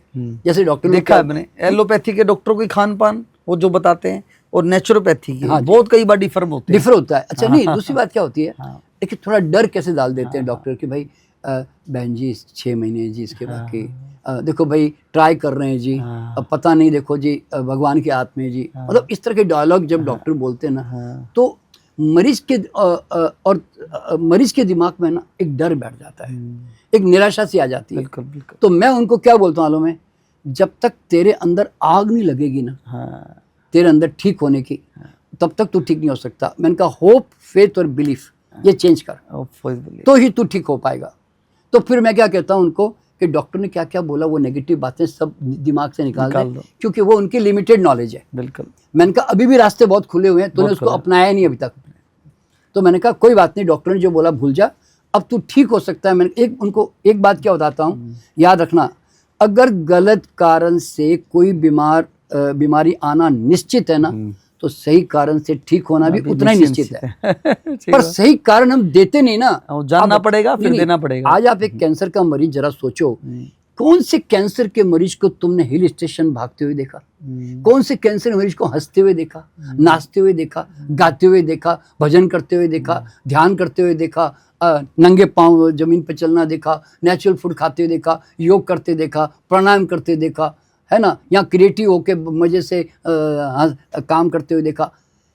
एक ही चीज करता है कैंसर का मरीज, हॉस्पिटल भागता है, दवा लेता है बेचारा। तो आप जरा सोचिए, शरीर क्या बोलता मालूम है भाई साहब, हेल्थ बनाने की बातें तो करता है, लेकिन एक भी इंच चूना गारा नहीं दिया जी इसने बनाने का। सही बात। तो स्वास्थ्य के कारण दोगे तो स्वास्थ्य बनेगा ना। तो ये चीजें जो मैंने रिकॉग्निशन की इसकी, कि भाई असली कारण तो यहाँ पर छुपा हुआ है, कि मुझे उसका माइंड ठीक करना है, और मैं उसको ना होप देता हूँ। सबसे पहला काम मैं उसको कहता हूँ तू ठीक हो सकता है, ये रास्ते खुले हुए हैं अभी भी, ठीक है। तो उसके अंदर विश्वास पैदा होता है। जिस दिन उसके अंदर विश्वास आ गया ना, समझो आधा काम मेरा वहाँ से शुरू हो गया, ठीक है। फिर मैं न्यूट्रिशन ठीक करता हूँ, उसका ब्लड ऑल्कलाइन हो जाए, तो कैसे ऑल्कलाइन डाइट उनको मिले उसकी मैं कोशिश करता हूँ देने की। उसके कारण उसके अंदर ब्लड में जल्दी बदलाव आना शुरू होता है, ठीक है। और तीसरा, उसका मेटाबॉलिज्म अच्छा बढ़े तो एक्सरसाइज, योग, प्राणायाम, घूमना फिरना जो बोलते हैं ना, नेचुरल जो चीज़ें जो जीवनी शक्ति का विकास करती है। देखिए मूल सिद्धांत क्या मालूम है, तुम मकान मालिक को मजबूत कर दो। मैंने कहा ना, हेल्थ किल्स द कैंसर। आप हेल्थ बना दो, अपने आप कैंसर को मार देगा। तो मैं कहता हूँ मकान मालिक को कैसे मजबूत करना है कि भैया उसको बढ़िया खाना दो, बढ़िया माइंड दो, बढ़िया वातावरण दो, एक्सरसाइज दो, ताकि मेटाबॉलिज्म बढ़े, भूख बढ़े, तो वो जल्दी अब्जॉर्ब करेगा, गंदगी को निकालेगा। तो जीवनी शक्ति का विकास ऐसे। तो मैं जीवनी शक्ति विकास करने में रेकी को भी इस्तेमाल करता हूँ। क्यों? रेकी क्या मालूम है, डायरेक्ट जीवनी शक्ति सप्लायर है रेकी, ऐसे प्राण शक्ति को बढ़ाती है। तो इसीलिए फिर मैं खान पान बदला, थोड़े योग प्राणायाम एक्सरसाइज वगैरह की, साथ में थोड़ा इसको किया। और इसके बाद में कई बार क्या होता है इसमें कि एनवायरमेंटल जो एनर्जी होती है ना, उसके ऊपर डॉक्टर लोग काम नहीं कर पाते। हमें नहीं मालूम कि आसपास का जो एनवायरमेंट होता है ना, कई बार वो एनर्जी सकर होता है या एनर्जी गिवर होता है। तो कई बार तो उसकी एक एनर्जी पहचानने का मेरे पास एक तरीका होता है कि कौन सी घर की एनर्जी कैसे है। जैसे मेरे पास में कई मरीज आते हैं ना, तो मैं उसके घर की, अपने ऑफिस में बैठे बैठे मैं उसके घर की एनर्जी चेक कर सकता हूँ। तो मैं उनके घर की एनर्जी जब चेक करता हूँ ना, तो उनका बेडरूम एकदम एनर्जी लेस मिलता है, बता रहा हूँ मैं, एनर्जी लेस। और उसमें वो सोता है डेली। तो मैं उसको क्या कहता हूँ, मैं भले ही तुझे होटल में जाके रहना पड़े या तुझे गांव में तेरी कोई जगह है चला जा, लेकिन तू इस घर में तो रह नहीं सकता। आसपास का एनवायरनमेंट बहुत महत्व रखता है, क्योंकि एनवायरनमेंट जो है वो हमारे जीन्स तक को भी चेंज कर देता है, इतना जबरदस्त होता है। तो और एनवायरमेंटल एनर्जी पे डॉक्टर लोग जो है ना, ऑलमोस्ट थोड़े ढीले हैं अभी भी इस मामले में। अभी तक इस पर ध्यान नहीं गया अभी उनका, जबकि जाना चाहिए। एक व्हाट्सएप ग्रुप में कोई एक व्यक्ति एक नेगेटिव मैसेज डाल देता है, जबकि वो फिजिकल चीज़ है। उस एक मैसेज डालने से हमारे सारा सिस्टम एकदम से चेंज हो जाता है।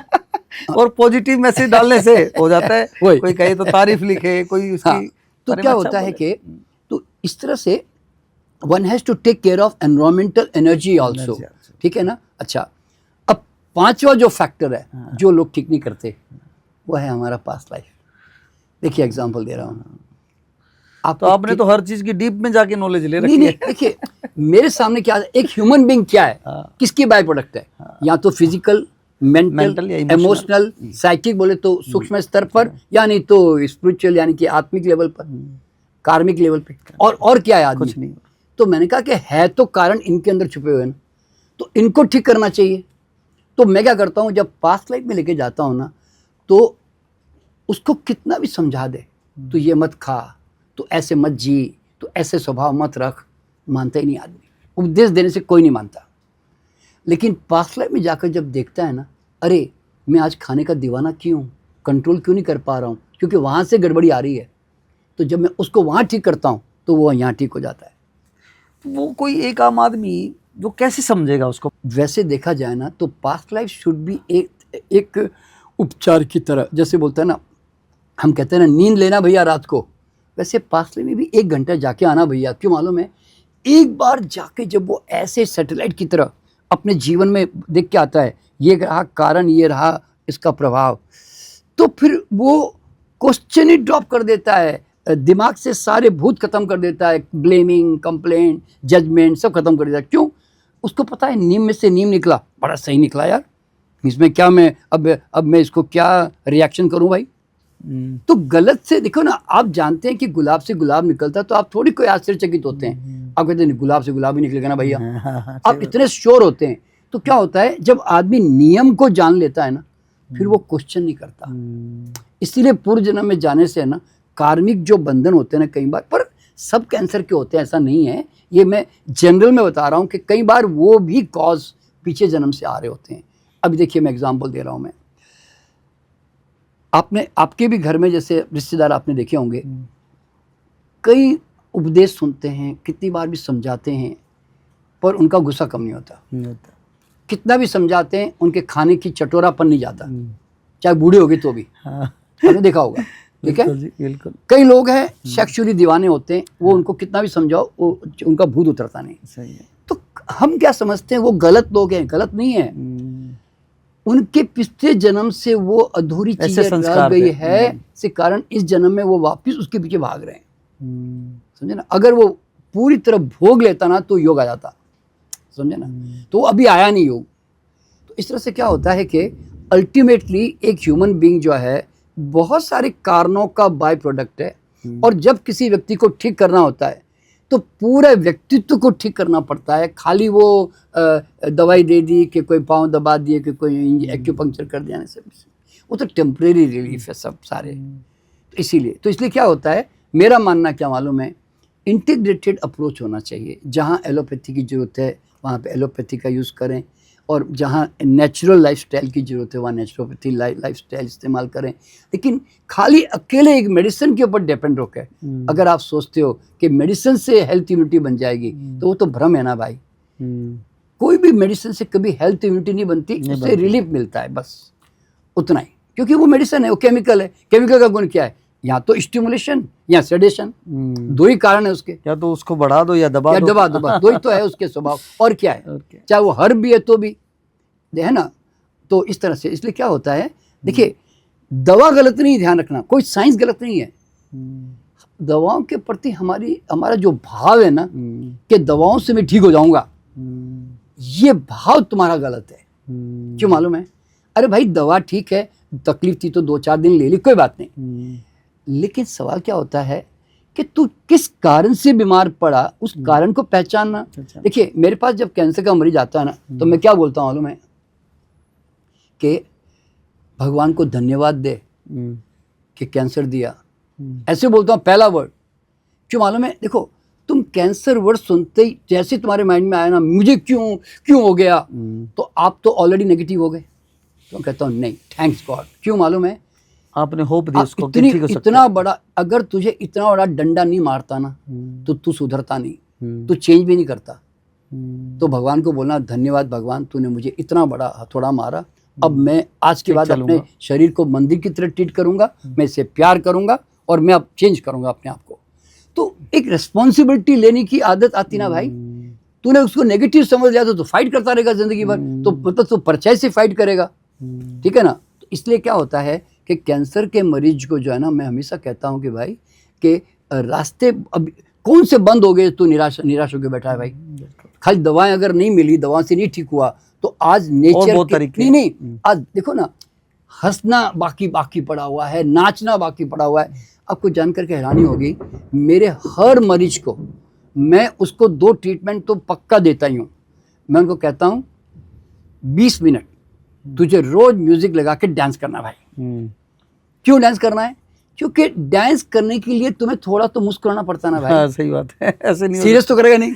अच्छा मैं कहता हूँ 4 गाने तुझे रोज चिल्ला के गाने, भले तेरी आवाज पटी हुई है कोई बात नहीं, लेकिन गाने। अब देखो क्या होता है, ये पॉजिटिव फैक्टर जो होते हैं ना, जिससे हार्मोनल चेंज आते हैं बॉडी में, उससे इम्यूनिटी बहुत जबरदस्त बढ़ती है। तो मूल बात क्या मालूम है कि जितने पॉजिटिव फैक्टर आप जुटाओगे ना, जितनी रोशनी पैदा करोगे, अंधेरे अपने आप कम होते जाएंगे। नियम ये है, देखिए मैं एक डॉक्टर रोगर करके थे, उनको एड्स हो गया था। ये मेरे पास बहुत पुरानी किताब थी। तो उसको है ना, वो डॉक्टर ने उसको मरने के लिए बोलते छोड़ दिया था। एड्स का मतलब पहले तो मृत्यु समझते थे लोग। तो वो हॉस्पिटल में एडमिटेड था, कोई नर्स उसको तैयार नहीं थी सेवा करने को, पर एक नर्स ने ठान लिया कि मैं सेवा करूंगी। तो वो नर्स सेवा करते करते उसके साथ प्यार पैदा हो गया। प्यार पैदा होते ही 3 महीने के बाद उसके अंदर वो डींगे फूटने लगी, बोलते हैं ना अंदर से, ऐसे कॉम्प्ले फूटने लगी अंदर से ऐसे। अब उसको नया जीवन की उत्साह उसके अंदर आने लगा। वो 3 महीने के बाद हॉस्पिटल से एकदम एड्स फ्री होकर बाहर निकल गया, सिर्फ प्यार के कारण। तो लव, सेवा, देखिए किसी भी बीमारी में आपने देखा होगा लोग कहते हैं दान करो, सेवा करो, जैसे गुरुद्वारे में लोग कहते हैं लंगर करो, बोलते ना। तो उसका मतलब क्या है, यू लर्न टू गिव। ये लेने की बात मत सोचो, दो तो फिर तुम्हारी ऊर्जा बढ़ती है। लोगे तो ऊर्जा घटती है कि मुझे कोई सेवा कर दे, मुझे कोई दे दे, मुझे कोई प्यार कर दे, तो तुम तो भिखारी हो भाई।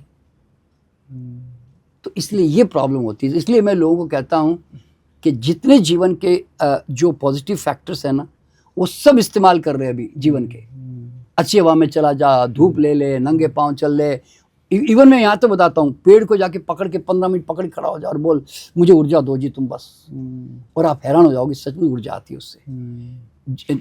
एक जापान में एक फॉरेस्ट थेरेपी चलती है कि अगर आप फॉरेस्ट में जाओ ना तो वहाँ एनर्जी बहुत हाई हो जाती है एकदम। क्यों? हर एक पेड़ ऊर्जा दे रहा है। तो मतलब जब तकलीफ में होते हो ना तो आप ऊर्जा की तरफ भागो जहाँ से ऊर्जा मिलती है। यूँ इसका मैंने आपकी सारी बात को यदि मैं समराइज करूं तो कारण मैंने जो जाना वो जाना कि हमारे अंदर ऑक्सीजन की कमी, हमारे अंदर कहीं ना कहीं वो शुगर का लेवल बढ़ गया, या हमारे अंदर टॉक्सिक एनवायरनमेंट हमारे अंदर हो गया, हाँ।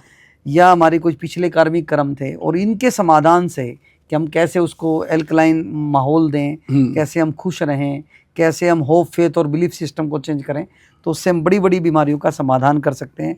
और ये केवल एक वैसे ही कई बात नहीं है, ये एक विज्ञान है, ये साइंस है, और इसको अब ये आपकी रिसर्च से या आसपास में जो चल रहा है उससे हम बहुत कुछ सीखने को मिलता है।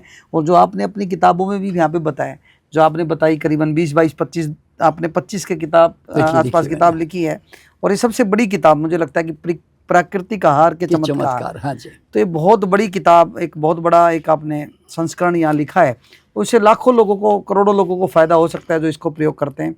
और निश्चित तौर पे कैन-विन फाउंडेशन में भी जो हम कहते हैं कैन विन, कि हम जीत सकते हैं, यस वी कैन विन, किसी भी बीमारी में हम बाहर आ सकते हैं। और इसमें यदि हम प्रकार पर ये हम नेचुरोपैथी का प्रयोग करते हैं तो इससे बहुत बड़ा फ़ायदा हमारे को मिलेगा। हाँ जी, हाँ जी। तो ये तो एक पूरा विज्ञान है, इस पे हमें ध्यान करना चाहिए। लेकिन मुझे जो सबसे बड़ी बात लगती है कि आपने एक किताब लिखी, मिल्क ए साइलेंट किलर, तो ये इसके बारे में तो मैं अपने बिलीफ को भी ठीक करना चाहता हूँ, क्योंकि हम हरियाणा के लोग हैं। हाँ, नहीं, मुझे और अब हरियाणा के लोगों में तो बड़ी खास बात ये होती है कि कोई रिश्तेदार आया और दूध दही नहीं खिलाया तो तुमने उसका अपमान किया है। और मैं तो खुद भी ये मानता हूँ कि दूध खूब पीना चाहिए। हाँ। तो जी मुझे इसके बारे में जरूर बताओगे आप। देखिए क्या है डीपी जी, कि मैं बचपन से दूध का बहुत बड़ा पियकर था। मेरा नाम नंद किशोर है, ओरिजिनल। डॉक्टर एन के शर्मा तो छोटा नाम है, ओरिजिनल नाम है नंद किशोर शर्मा, ठीक है। तो बचपन से रबड़ी, रसगुल्ले, सब ये सब मेरे प्रिय रहे हैं, मतलब, और मैंने खूब खाया। खिंच के लिया नहीं बचपन, हाँ क्या हरियाणा बोलते खिंच के लिया खिंच के लिया। देखिए बचपन के 2-3 साल की उम्र से मैं बचपन से जो दूध पीता रहा, तो मेरे कान में पीप आना, नाक हरदम भरा रहना, साइनस भरे रहना, एलर्जी पैदा होते रहना, ये मैं कई सालों तक भुगतता रहा। 25 साल की तक उम्र भी हो गई तो भी मेरे साइनस ठीक नहीं हुए, मेरे एक्जिमा आ गया था, वो ठीक नहीं हुआ। मेरे पेट में गड़बड़ हमेशा पेट खराब रहता था हमेशा। तो मैं डाउट नहीं करते थे, तो मैं समझता था कि अटन खा लिया, हो गया, ऐसे समझते थे। तो ये तो बाई चांस मेरी जब किडनी खराब हुई तो मैंने जितने ठोस आहार थे बंद कर दिए थे उस समय, रोटी दाल भी बंद कर दी थी उस समय ना। तो मैंने क्या देखा, जुकाम जो 25 साल से रोज नाक बहना था, बलगम बनता था, सब खत्म। साइनस खत्म। 4 बार ऑपरेशन कराए साइनस के, फिर भी ठीक नहीं हुआ कभी, क्योंकि मैं दूध पे शक नहीं करता था। तो ऐसे करते करते मैंने देखा कि एक्जिमा भी गायब, सब 2-3 महीने में सब गायब होने लगा। मैंने कहा यार दूध छोड़ने से इतना बड़ा लाभ मिला मुझे, पता नहीं क्या हो गया ये तो खैर फिर भी मेरा थोड़ा बहुत दूध के प्रति आकर्षण रहा। देखिए मैं सच्ची बात बोलूँ ना, अगर मुझे पता चले कि दूध का कोई नुकसान नहीं है तो मैं आज भी, दूध मेरा फेवरेट फूड है आज भी, पर मैं ले नहीं सकता वो, इसलिए मुझे मालूम है कि मुझे बाद में उसकी तकलीफ देखनी पड़ती है। अच्छा, फिर जब मैं कैंसर पे काम करने लगा ना, तो क्या हुआ, मेरे पास बड़े बड़े संत महात्मा आए जो कि कैंसर से ग्रस्त थे। करीब 350 आध्यात्मिक गुरु आए मेरे पास में, बड़े बड़े हरिद्वार से, वृंदावन से, बहुत पूरे इंडिया से, जो कैंसर से ग्रस्त थे। मेरे सामने क्वेश्चन था कि यार एक महात्मा आश्रम में रहते हैं, कोई बीवी नहीं, कोई बच्चे नहीं, कोई धंधा पानी नहीं, कोई स्ट्रेस नहीं, कैंसर कैसे हो गया यार, कोई सिगरेट बीड़ी नहीं, कोई बाहर रेस्टोरेंट में नहीं खाते, ऐसे बोलते ना भाई। तो मतलब कैंसर कैसे हो गया इनको, क्योंकि या तो दिमाग टॉक्सिक या खाना पीना टॉक्सिक, दो चीजें होती है। तो उनके जीवन का जब स्टडी किया तो पता चला कि गौशाला हर एक आश्रम में, और दूध के सब शौकीन, क्योंकि गौ माता सुबह दूध, दोपहर को दही, रबड़ी, लस्सी, सब कॉमन जैसे आज हरियाणा पंजाब में चलता है, वो डेली लेते थे। और देखिए इनकी प्रॉब्लम क्या मालूम है, इन दूध दही की, ये हम कोई 2-4 दिन में बीमार नहीं पड़ते। प्रॉब्लम ये है कई महीने साल लगते हैं इनके आफ्टर इफेक्ट आते आते। अच्छा क्यों आएगा, अब इसको हम कॉमन सेंस से समझते हैं। देखिए दूध भगवान ने क्यों बनाया मालूम है, 4,500 दुधारू प्राणी हैं, सबके दूध पीने का पीरियड समाप्त होता है। और दूध क्यों दिया भगवान ने हर एक प्राणी को, कि उसके बच्चे का दिमाग, केमिस्ट्री, विकास कितने दिनों में होता है, उसके अनुसार वो उसके तत्व होते हैं ना। हमारी माँ के दूध में हमारे हिसाब से तत्व होते हैं, ठीक है।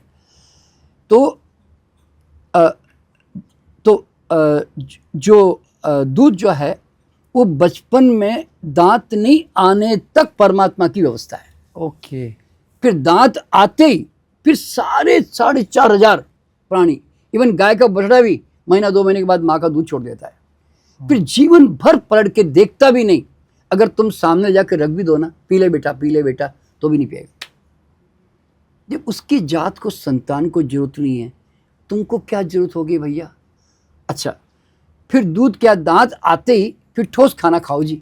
मतलब प्रकृति आपको गाइड करती है, भैया लिक्विड खत्म हो गया तेरा काम, क्योंकि दांत नहीं थे इसलिए मैंने लिक्विड दिया था जी, अब दांत आ गए ना तो जा खा ठोस खाना। तो अब गाय अपना चारा खाती है मान लो, तो हमें अपना चारा खाना चाहिए मान लो। तो इस तरह से क्या होता है, बचपन के बाद है ना, फिर दूध जैसा शब्द हमारे जीवन में वर्ड ही नहीं होना चाहिए एक्चुअल में। क्यों नहीं होना चाहिए, क्योंकि हर एक का 4,500 सबके खत्म होते हैं भाई, हमारा ही मेंटेन रहता है। अच्छा देखिए गलत नहीं है, इसका कारण बता रहा हूँ। एक ज़माना था आदमी के लिए हेल्थ प्रमुख नहीं था, सर्वाइवल प्रमुख था। गाय भैंस बकरी ऊँट पाल के उनका जो दूध थोड़ा मिल जाता था उससे अपना परिवार पल जाता था। तो जिंदा रहना प्रमुख था। अब बीमारी बाद में देखी जाएगी, जिसे बोलते हैं ना, वो कौन देखे, कम से कम परिवार जिंदा तो है जी मेरा, आराम से चल तो रहा है। तो इसीलिए, और फिर गाय भैंसों के प्रति प्यार भी था। और देखिए दूध जो है ना कभी कॉमर्शियल होने के लिए नहीं बना, समझे ना, वो कभी बॉटलों में भरकर बेचने के लिए नहीं बना। तभी तो गाँवों में आपने देखा होगा कि दूध अगर एक्स्ट्रा भी होता था तो आपस में बांट देते थे, छाछ दही ऐसा बोलते थे ना। मैं तो मेरे गांव में देखा था ऐसे ही होता था। पर कॉमर्शियल हो जाएगा ऐसा कभी किसी ने सोचा ही नहीं था, समझे ना। तो पहला तो नियम क्या मालूम है, गाय के दूध में वो तत्व होते हैं कि जो एक गाय के बछड़े को 2 साल के अंदर 1,500 से 2,000 पाउंड का बनाना है। आदमी का बच्चा 6-8 पाउंड का पैदा होता है, 20 साल लगते हैं, 18-20 साल लगते हैं उसको मैच्योर होने में, 150 पाउंड का बनने के लिए। तो उसके अंदर वो ग्रोथ हार्मोन्स है जो उसके बच्चे का विकास करेगा। और गाय के भैंस में गाय भैंस के दूध में कौन से तत्व होंगे जो उसके बछड़े की रिक्वायरमेंट है, कि दिमाग कितना चाहिए, है ना, उसका हड्डी का कैल्शियम कितना ज़्यादा चाहिए। देखिए हमारे से तो उनका ढांचा, हड्डी का ढांचा कई गुना 10 गुना बड़ा है ना, तो भैया उसके हिसाब से तत्व होंगे ना। और तुम्हारे बॉडी के हिसाब से तो गाय भैंस तुम्हारे बॉडी की केमिस्ट्री के हिसाब से तो दूध नहीं देती ना। अब वो दूध जब हम लेते हैं ना तो उसमें सबसे पहली चीज़ क्या मिलती मालूम है, आपका हार्मोन्स। आप हार्मोनल इंजेक्शन ले रहे हो जब आप दूध पीते हो ना, तो एक्चुअली 56 काइंड्स ऑफ हार्मोन्स आप अपनी बॉडी में डाल रहे हो। और हमारे हार्मोन्स, वो अनवांटेड हार्मोन जो आ रहे हैं अनावश्यक, उसको लड़ने के लिए उनको ऑल्टर होना पड़ता है। तो महिलाओं के मेंस्ट्रुएशन बिगड़ते हैं, हमारा थायराइड बिगड़ता है। हम क्या करते हैं, थायराइड अलग बीमारी है जी, मेंस्ट्रुएशन पता नहीं क्यों हो गया जी बीमारी। हम किसी पैंक्रियाज में गड़बड़, डायबिटीज शुरू हो जाएगी उससे लंबे समय के बाद, पर हम समझ नहीं पाते क्यों, हार्मोन गड़बड़ हमने वहाँ से की। हमने एक हार्मोनल ड्रिंक पिया जो हमारी नीड नहीं थी बचपन के बाद, ठीक है ना। तो इसीलिए क्या होता है, देखिए यहाँ पे समझना क्या मालूम है, जानवर का दूध जानवर के लिए सूटेबल नहीं है। अगर मैं गाय भैंस का दूध कुतिया को पिलाऊं, गधी को पिलाऊं, ऊँट को पिलाऊं तो बीमार पड़ जाएगा, क्योंकि वो उसकी केमिस्ट्री के अनुकूल नहीं बना हुआ है, समझे ना। जैसे माँ का दूध गाय भैंस के अनुकूल नहीं बना हुआ है ना, तो गाय भैंस थोड़ी सोचेगी कि माँ आदमी का दूध पिए जी हम भी, क्यों नहीं सोचेगा, क्यों, वो सूटेबल नहीं है उसके लिए, क्यों, हमारा प्रोटीन अलग है। देखिए, और सबसे बड़ी बात क्या मालूम है, उसके जो इंग्रेडिएंट है ना वो इतने हाई है कि हमारी माँ का दूध का 1.4% प्रोटीन होता है और गाय के दूध 3.5 के आसपास उसका प्रोटीन होता है, कई बार 6 तक भी होता है। तो इतना 3-4 गुना ज़्यादा प्रोटीन हम अपने बच्चे को दे रहे होते हैं उस समय। तो आपको अब मैं यहाँ पे बताना चाहूँगा, क्योंकि मैं दूध के इस नुकसान को, कारण को समझ गया था और मेरे दिमाग में सबसे बड़ी बात क्या थी मालूम है, कि ये क्या सिद्धांत है यार कि born by humans and nourished by animals. मैं आदमी से पैदा होता हूँ और मैं जानवरों से पोषित हो रहा हूँ, यानी कि मेरे जानवर जब तक दूध नहीं देगा मेरी हेल्थ नहीं बनेगी। इसका क्या सिद्धांत है भाई? मतलब उसके मेरा लेन देन क्या है? मतलब कुतिया से या ऊँट से या गधी से या सुअर से या बकरी से मेरा क्या लेन देन है भाई? वो क्यों दूध मेरे लिए देगी? तो ये क्वेश्चन के कारण जो है, पहली बात तो ये तो एक सामान्य साइंटिफिक दृष्टि से मैंने दूध को ये नहीं किया, ठीक है। अच्छा ठीक है, सवाल क्या होता है, मान लो कोई पूछे फिर भी पी ले तो क्या फ़र्क पड़ेगा जी? अरे भाई, आज हमारी बड़ी बड़ी बीमारियों की जड़ें इसके साथ छुपी हुई है।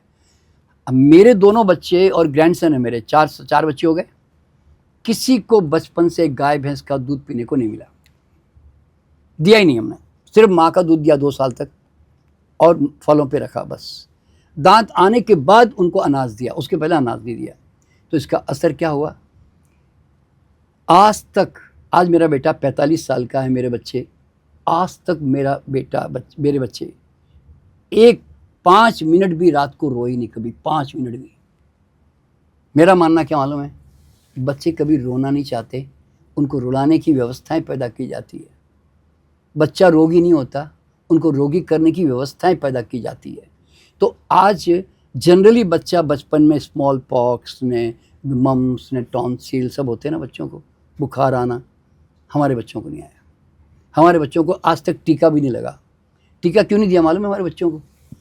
स्मॉल पॉक्स के लिए या पोलियो के लिए जो देते हैं, मैं बोला बॉडी में बुखार आने के लिए गंदगी चाहिए शरीर में, मैंने डाली ही नहीं, माँ का दूध पिलाया, फलों पे रखा, कहाँ से गंदगी आ जाएगी? क्या बॉडी ऐसे कैसे बैठे बैठाए स्मॉल पॉक्स पैदा कर देगी? ये मेरा क्वेश्चन था। तो नहीं हुआ, तो हमने बच्चों को टीका नहीं दिया बिल्कुल भी, क्योंकि टीका क्यों देते हैं कि बीमारियाँ होगी तो वो दब जाए, समझे ना, इस तरह से। तो मतलब क्या होता है, मेरा ये मानना है, हमने अबनॉर्मल फूड अपना कर, जो हमारा नहीं था, हमने पराया आहार अपना लिया और फिर हम उससे बीमार पड़े जा रहे हैं। बच्चों को मतलब गैस बन रही है रात को दूध पीने से, बलगम बन रहा है, एलर्जी हो रही है, एक्जिमा, स्किन प्रॉब्लम्स हो रही है। तो वो सब प्रॉब्लम के कारण हम है ना फिर दूध के ऊपर शक नहीं कर पाते हैं और हम कारण क्या डालते हैं, मौसम बदल गया, नज़र लगी मेरे बच्चे को, इन्फेक्शन हो गया जी, ऐसे सब सारा दोष बाहर डाल देते हैं। शर्मा जी, तो पूरा ही बिलीफ सिस्टम चेंज करवाओगे आप हमारा। हमारे हरियाणा में तो ये मानते कि गऊ का जो दूध है, हाँ, देसी गाय का, वो अमृत है, पहली बात। और दूसरा बात ये मानते हैं यदि कोई भी तकलीफ हो, मान लो दूध ना पियो मान लो, तो दही तो आपके डाइजेशन के लिए, आपके इम्यून के लिए, आपके सारी चीज़ की ग्रोथ के लिए बहुत इंपॉर्टेंट है। हम देखते हैं हमारे गौशाला है, गऊओं का दूध हमारे परिवार में पीते हैं। जैसे मेरे एक दीदी है, हिसार रहती हैं, उनके 3 बेटे हैं, तीनों की हाइट 6-6 फुट से ऊपर हुई। उन्होंने खूब दबा के दूध पिलाया और रोगी भी नहीं है वो, कोई तरह से बिल्कुल स्वस्थ है।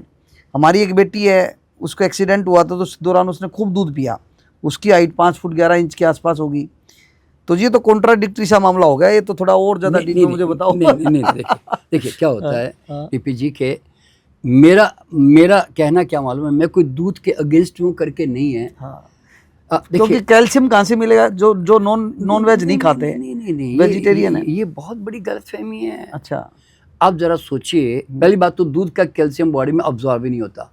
क्यों? उसका जो रेशियो होता है ना, वो हमारी बॉडी के रेशियो के अनुकूल नहीं है, इसलिए अब्जॉर्ब नहीं होता, वो बल्कि डिपॉजिट होता है बॉडी में। तो गाय का दूध भी? हाँ जी बिल्कुल, कोई भी देखिए, एनिमल कैल्शियम जो है बॉडी में अब्जॉर्ब नहीं होता। हमारा कैल्शियम जो है, देखिए कैल्शियम की बॉडी में कमी नहीं है, ध्यान रखना, कैल्शियम के लुटेरे बहुत है, कैल्शियम की कोई कमी नहीं है। आप जरा सोचिए, 84 लाख योनियाँ, बचपन के बाद मतलब जब बच्चों का मान लो माँ का दूध पी लिया, उसके बाद ज़िंदगी भर वो अपने घास चारा से उनको सब कुछ मिल रहा होता है।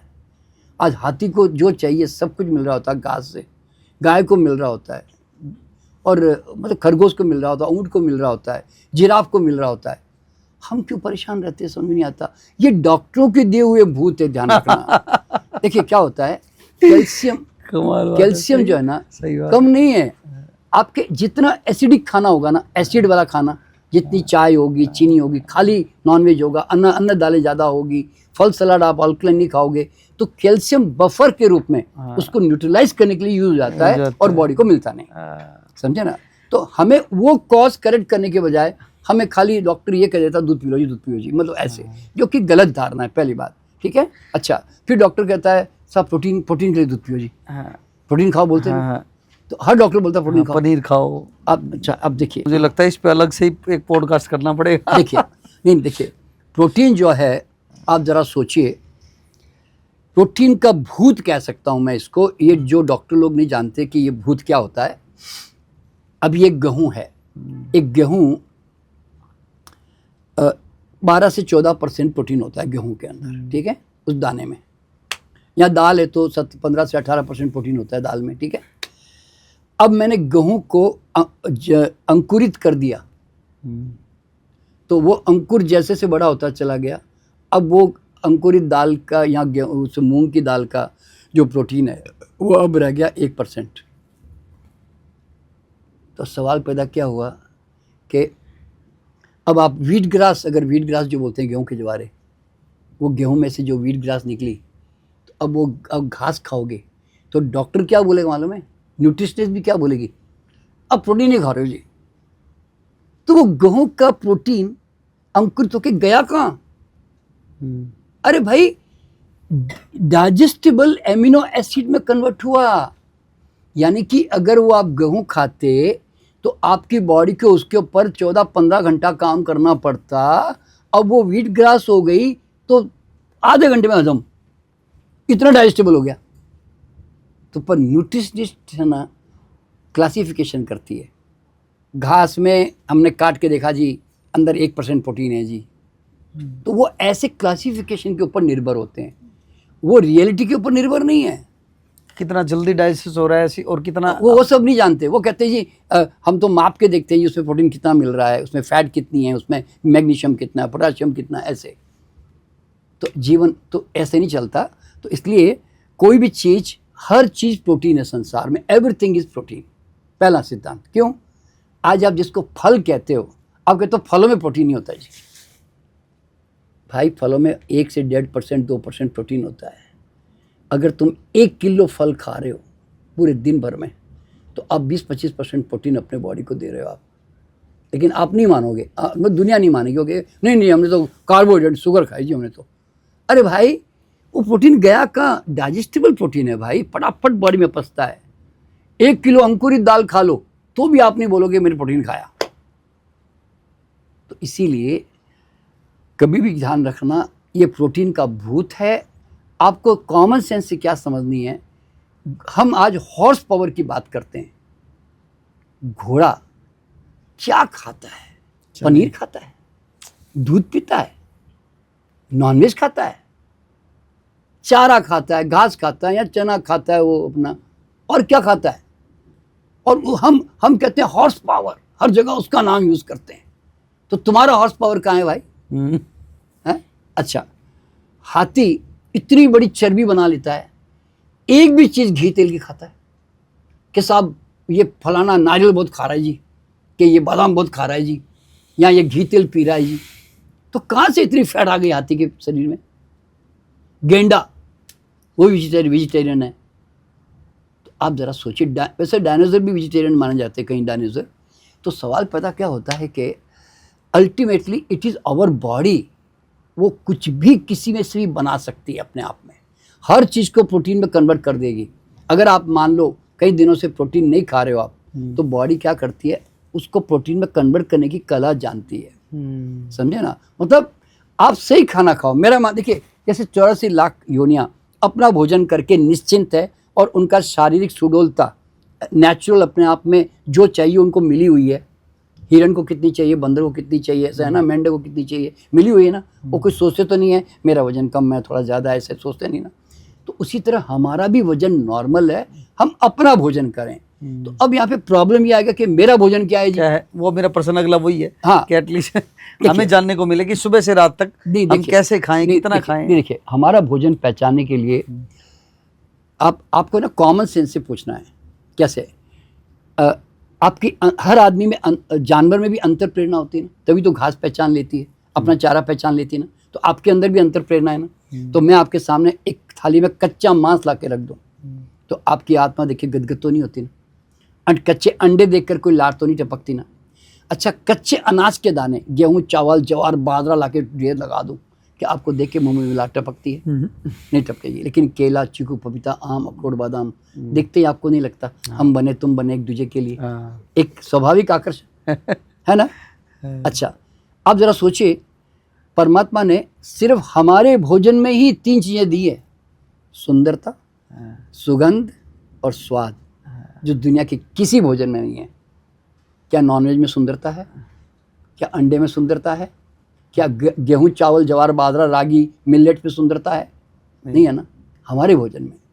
अच्छा, अब वो कच्चा अनाज तो हम खा नहीं सकते, कोई बात नहीं, मैं कहता हूँ उबाल के देता हूँ जी आपको। मैं उबाल के देता हूँ आपको।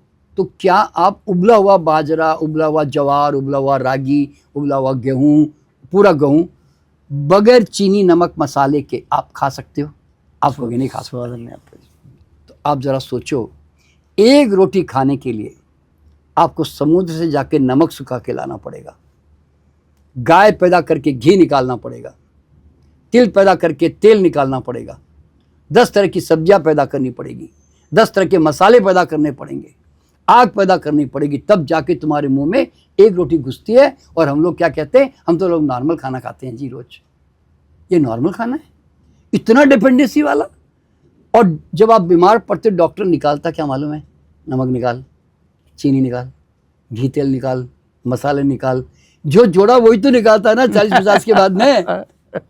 तो जोड़ा क्यों? सवाल ये पैदा होता है ना। अगर मान लो अनाज ही नहीं है तो नमक, चीनी, घी तेल किस में खाओगे भैया? तो सवाल पैदा क्या होता मालूम है कि हमने अनजाने में ऐसे ऐसे आहार अडॉप्ट कर लिए, मतलब जिससे हम जिंदे रह सकें, जिसके बाद में नुकसान जाके हमें पता चलते हैं। सर्वाइवल मेन था पहले। सर देखिए, आज आप जरा सोचिए, 50-60 साल में हम लोग बूढ़े हो जाते हैं। ब्लड प्रेशर, आंखें कमजोर, हियरिंग लॉस, जॉइंट्स खराब। हम समझते नॉर्मल है, स्वाभाविक है भाई, शरीर है तो बीमार पड़े। ये गलत धारणा है। इस संसार में हर व्यक्ति फल की तरफ पक कर जाने के लिए आता है, सड़कर टूट कर नहीं। क्या बात है जी। और मैंने ऐसे ठान रखा है कि मैं भगवान के सामने सड़ के टूट के नहीं जाऊंगा, मैं पूरी तरह पक के जाऊंगा। 76 साल की उम्र में भी आप पूर्ण स्वस्थ हैं? हाँ, 100%। तो मतलब क्या होता है कि मेरी मर्जी है ना। तो मतलब ये है कि अनाज को कम, मैं ऐसा नहीं कहता अनाज देखिए छोड़ नहीं सकते, बहुत दूर आ गए। अनाज को 50% कम करो भाई। उसकी जगह कम करने का मतलब क्या मालूम है? फल जोड़ो जो हम खाते नहीं ज़्यादा, सलाद जोड़ो, अंकुरित दालें जोड़ो, नारियल, अखरोट, बादाम, नट्स है वो जोड़ो। तो इससे फिर तुम्हारा शरीर स्वस्थ रहने लगेगा। तो अनाज जैसे तुम कम करोगे ना, तो देखिए बॉडी में जो जड़ता, स्टिफनेस आती है ना, ये ब्लड प्रेशर हाई होता है, जॉइंट्स खराब होते हैं, सब ये अनाज के कारण, ज़्यादा अन्न के कारण। अगर अनाज खा के घोड़े बैलों की तरह भागे तब तो अनाज आपको तंग नहीं करेगा। लेकिन अनाज खाया और घोड़े बैलों की तरह नहीं भागे, अनाज आपको खा जाएगा। इसीलिए 50% अनाज आदमी कम कर दे बस। मतलब 4 रोटी खाता है 2 खाए, इतना चावल खाता है इतना खा, आधा खा रहे यूँ। इसका कारण बता रहा हूँ क्या होता है। अनाज कम करके फल, सलाद, अंकुरित दालें जोड़ते ही आप देखोगे कि उसके शरीर में तुरंत परिवर्तन आना शुरू हो जाएगा। यानी कि सबसे पहला क्या होगा कि बॉडी की स्टिफनेस कम होने लगेगी और आपको ज़्यादा योगासन नहीं करने पड़ेंगे। वो तो आप योगासन क्यों करते हो मालूम है? बॉडी को स्टिफ करते रहते हो, फिर उसको तोड़ते रहते हो सारी ज़िंदगी भर। तो वो कम हो जाएगा ऑटोमेटिकली। और दूसरा क्या है कि आपके जो अनऑथराइज कंस्ट्रक्शन बॉडी में आ गए ना, ये सारे जो यहाँ से सर डिपार्टमेंट सब निकल गए आगे पीछे, पूरे फ्लोर विदाउट कॉर्पोरेशन की परमिशन के। तो वो सब डेमोलिश होकर आपकी बॉडी नॉर्मल होने लगेगी। ठीक है, वजन देखिए, जब वजन बढ़ाने में मेहनत नहीं की तो वजन घटाने में क्यों मेहनत करते हो यार? फिर तुमने ऐसा खाया पिया वजन बढ़ गया, तो अब ऐसे खाओ पियो वजन घट गया। दोनों सिंपल है। और फिर एनर्जी इतनी फूटेगी, मैं बताऊं डीपी जी, कि आपको थकना मुश्किल हो जाएगा। देखिए अभी मैं आज आपके सामने बैठ के 4-5 घंटे से मैं देख रहा हूँ। नहीं, मेरी सबसे बड़ी प्रॉब्लम क्या मालूम है आपको? How to get tired. Energy रुकी नहीं रही, फ्लो कर रही, भाग रही है। नहीं, थकू कैसे समझ में नहीं आता। वो क्यों मालूम है? क्योंकि मैं खाना नहीं खाता, अनाज नहीं खाता। इसलिए मैंने आपको बताया होगा मेरे ऑफिस में लोगों ने कि मेरे लिए कुछ बनाना मत, क्योंकि मैं खाना नहीं खाता। मैं फ्रूट्स नट्स पे रहता हूँ जनरली। ऐसा नहीं कि मैं अनाज नहीं खाता, मैं एक बार दिन में थोड़ा अनाज लेता हूँ, वो भी शाम को, ताकि मैं दिन भर जो है ना अच्छा माल मेरे अंदर पहले चला जाए, और बाद में थोड़ा बहुत जो बोलता है ना, जो मैन मेड है वो थोड़ा कम खाना है मुझे, और जो गॉड मेड है वो मुझे ज्यादा खाना है, ये समझ लो। समझे ना? तो यदि सुबह से रात तक यदि हम देखते हैं, कोई लोग कहते हैं कि सुबह थोड़ा कम खाओ, कोई कहते हैं सुबह किंग साइज खाओ, तो उसका भी थोड़ा सा एक मैं शॉर्ट में एक आंसर जानना चाहता हूँ कि कैसे लोग। देखिए क्या है जी, खाने के कोई बहुत बड़े नियमों में मत उलझो। आपने बोला भी है। हाँ, देखिए अपने शरीर की भाषा को समझो। अगर आप देखिए, आप दिन में कभी कुछ भी जो खाना खाओ अपने हिसाब से, पर मैं आपको 3 डाइट बता देता हूँ जो आप दिन में ले सकते हो। देखिए पहला क्या मालूम है, एक मील पूरे दिन में फ्रूट्स की प्रॉपर मील लो, जिसमें अच्छा पेट भर के फल खाया जाए। तो 3-4 फ्रूट मिक्स भी खा सकते हैं। मिक्स भी खा सकते हैं। ठीक है, पहली बात। और सीजनल रीजनल, अभी एप्पल का सीजन नहीं ना, तो ये मूर्ख लोग जो है ना एप्पल अभी भी खाने लगते हैं। वो कश्मीर के लिए और कैलिफोर्निया के ठंडक के लिए बनी हुई है, लेकिन यहाँ के हमारे गर्म प्रदेश के लिए एप्पल नहीं बनी, पर लोग एप्पल खाते हैं। तो इसलिए तरबूज खरबूज खाओ, आम खाओ, जो भारत के फल है अभी इस वक्त। तो इस तरह से, तो मतलब सीजनल रीजनल खाओ, पहली बात। ठीक है, और इसमें खजूर किशमिश अंजीर मुनक्का जो भी खाना वो भी खा सकते हो। ठीक है, तो एक मील प्रॉपर फ्रूट्स की कर दो। और दूसरा, बाकी जो मील लेते हो, एक मील, देखिए आज के युग में जिस तरह हम सेडेंट्री लाइफ हो गई ना हमारी, और मेंटल वर्कर हो गए ना, तो हमारी बॉडी की ज़्यादा अनाज की नीड नहीं है। तो हम एक बार हमारा दिन में प्रॉपर अनाज की मील होनी चाहिए, चाहे वो लंच ले लो या डिनर ले लो, जिसमें सलाद 50% एक बाउल भर के खा के। देखिए हमारी आदत क्या मालूम है, हम एक दो टुकड़े खीरे, 1-2 टुकड़े प्याज, 1-2 टुकड़े टमाटर, हम इसको सलाद बोलते हैं। आप कभी विदेश जाके देखिए, वहाँ पे सलाद बार होते हैं ना, वहाँ पे लोग इतनी प्लेट भर के इतना सलाद खा रहे होते हैं। तो सलाद जो है ना अच्छी मात्रा में खाकर, ताकि फाइबर अगर चला गया, फिर आप जो आपका ट्रेडिशनल खाना है आप खा लो, रोटी सब्जी चावल दाल इडली डोसा जो है खा लो, बस ऐसे। और एक मील अगर आपको स्वस्थ होना है और स्वस्थ रहना भी है, और बीमार है तो ठीक भी होना है, तो एक मील अनाज की कर दो तो काफ़ी है आज के ज़माने में। और एक मील जो है उसमें सलाद, सब्जियां, स्टीम सब्जियां, सूप वगैरह जो लेना ले लो, और उसके अंदर आप यहाँ तो ले लो स्प्राउट्स तरह तरह के, और यहाँ ले लो नट्स एंड सीड्स। तो नट्स जो है ना उसमें नारियल है, मूंगफली है, अखरोट है, बादाम है, नारियल, पिस्ता जो है, जो रीजनेबल है वो आप ले सकते हो अपने हिसाब से ऐसे। तो मतलब इसमें अनाज कट हो गया, अब इसमें यूँ समझ लो आप अनाज एक टाइम कर दो, अनाज एक टाइम कर दो, और करके देखो। मैं कहता हूँ देखिए क्या होता है, 1 महीना करने में क्या हर्ज है भाई। आप करोगे ना तो आप हैरान हो जाओगे कि क्या बॉडी में जितने सिम्टम बीमारी के थे, sugar down, blood pressure down, joints खुलने लग गए, नींद बेटर हो गई, मतलब आपको लगेगा कि मेरी कई बीमारियां जो मैं समझ नहीं पा रहा था अचानक सब गायब होने लग गई। क्यों? मैंने कारण निकाल दिया ना भाई, ज़्यादा अन्न, ज़्यादा दूध, ज़्यादा ये, ज़्यादा घी तेल सब कम कर दिया मैंने। देखिए अब मेहनत करते हो ना, पहलवानी करते हो ना, फिर तो आप घी पी लो भैया। जब आप इतनी मेहनत नहीं करते हो तो थोड़ा कम खाओ ना, बस इतना सा फर्क है। तो मेरा कहना मतलब क्या, देखिए ये सब तो आप मतलब यूँ समझ लो, अगर चाबी बताई जाए तो 2/3 आपका खाना या 75% अपना खाना गॉड मेड यानी कि नेचुरल रॉ कर दो, और 1/3 या समझो 25% खाना कुक फूड कर दो, ग्रेन वगैरह जो भी, रोटी चावल दाल आपका जो भी, इस तरह से। वो तो भी इसलिए कि भी छूटना नहीं है इसलिए खा नहीं नहीं, और समाज में आदत भी बना के रखती है। अगर आप नमक चीनी रोटी दाल की आदत नहीं रखोगे ना, तो समाज में जाना पड़ता, खाना पड़ता, तो बॉडी रिजेक्ट करती है। ये सबसे बड़ी प्रॉब्लम है। इसलिए थोड़ा सा मैं भी इसलिए खाना खाता हूँ अनाज, एक बार कि भाई कहीं जाना पड़ जाए, जैसे आज आपने थोड़ा खिला दिया तो मेरा पेट उसके लायक रहे, नहीं तो इसलिए मैं खाता हूँ। जो बीमार हो जाएंगे थोड़ा बहुत भी ऐसा खाते हैं। वही इसीलिए। बिल्कुल बिल्कुल बिल्कुल बिल्कुल। तो इस तरह से, और 10% हर आदमी को अपनी पसंद का खाना खाना चाहिए। कई बार क्यों मालूम स्वाद है? वाला। जीवन को इतना मर मर के जीने की कोई जरूरत नहीं है। तुम्हें थोड़ा अचार अच्छा लगता है, तुम्हें थोड़ी चीनी अच्छी लगती है, तुम्हें थोड़ी चाय अच्छी लगती है, तुम्हें थोड़ा एक बिस्किट खाना अच्छा लगता है, ये सब इन चीज़ों में कभी दिमाग पच्ची भी मत करो। तुम खुश होते ना खा के, खाओ बस। कभी कभार जलेबी खाने का मजा आता है ना, जाके खा के आओ।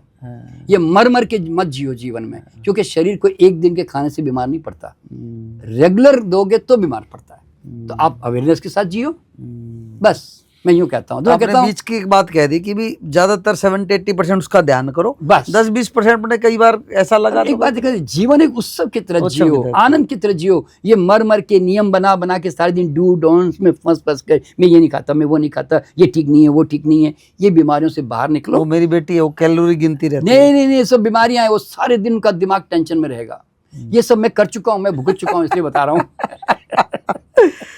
बहुत अच्छी, आपसे बहुत कुछ जानने को मिला, और बहुत कुछ जानने को है, बहुत कुछ। मैंने देखा आपने स्पिरिचुअल लाइफ की क्या डेफिनेशन दी जब हम बैठे थे।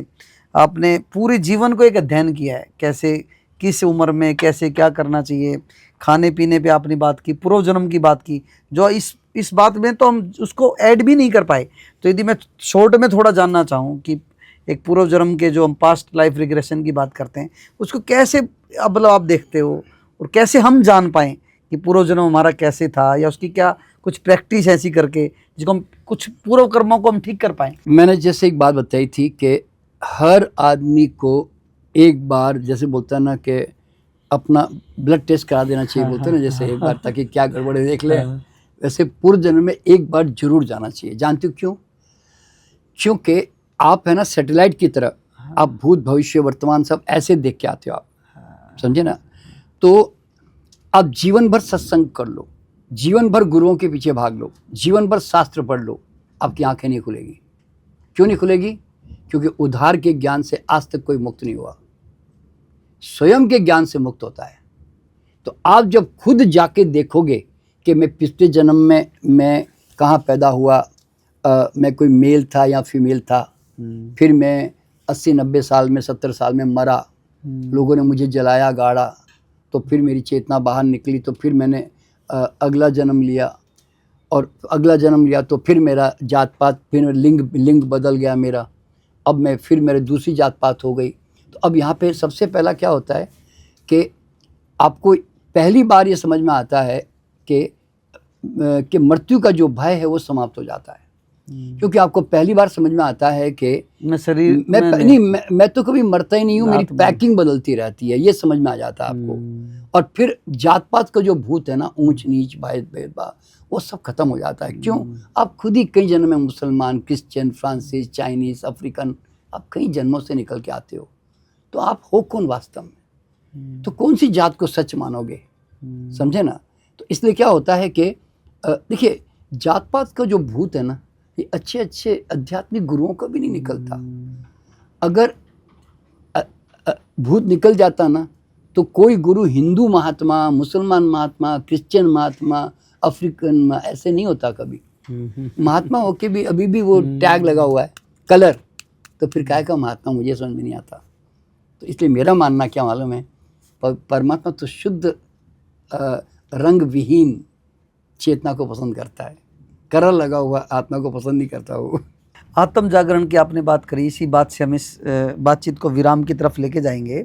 आपने स्पिरिचुअलिटी को जैसे एक बहुत अच्छे तरीके से, जब हम ऑफलाइन बात कर रहे थे, आपने बताया, तो मैं ये भी एक आपके मुंह से यहाँ सुनना चाहता हूँ कि आप एक्चुअली आत्म जागरण किसको मानते हैं, या स्पिरिचुअलिटी की क्या डेफिनेशन मानते हैं, उसको हम अपने जीवन में उसको कैसे धारण करें। लोग जनरली ऐसा समझते हैं कि मैं अगर पूजा पाठ या मैं ध्यान करता हूँ, या मैं किसी गुरुओं के आसपास जा रहा हूँ, या मैं शास्त्र पढ़ रहा हूँ, तो मैं थोड़ा आध्यात्मिक हूँ। वो छोटी मोटी एक वन ऑफ द एक पहलू है बस उसका।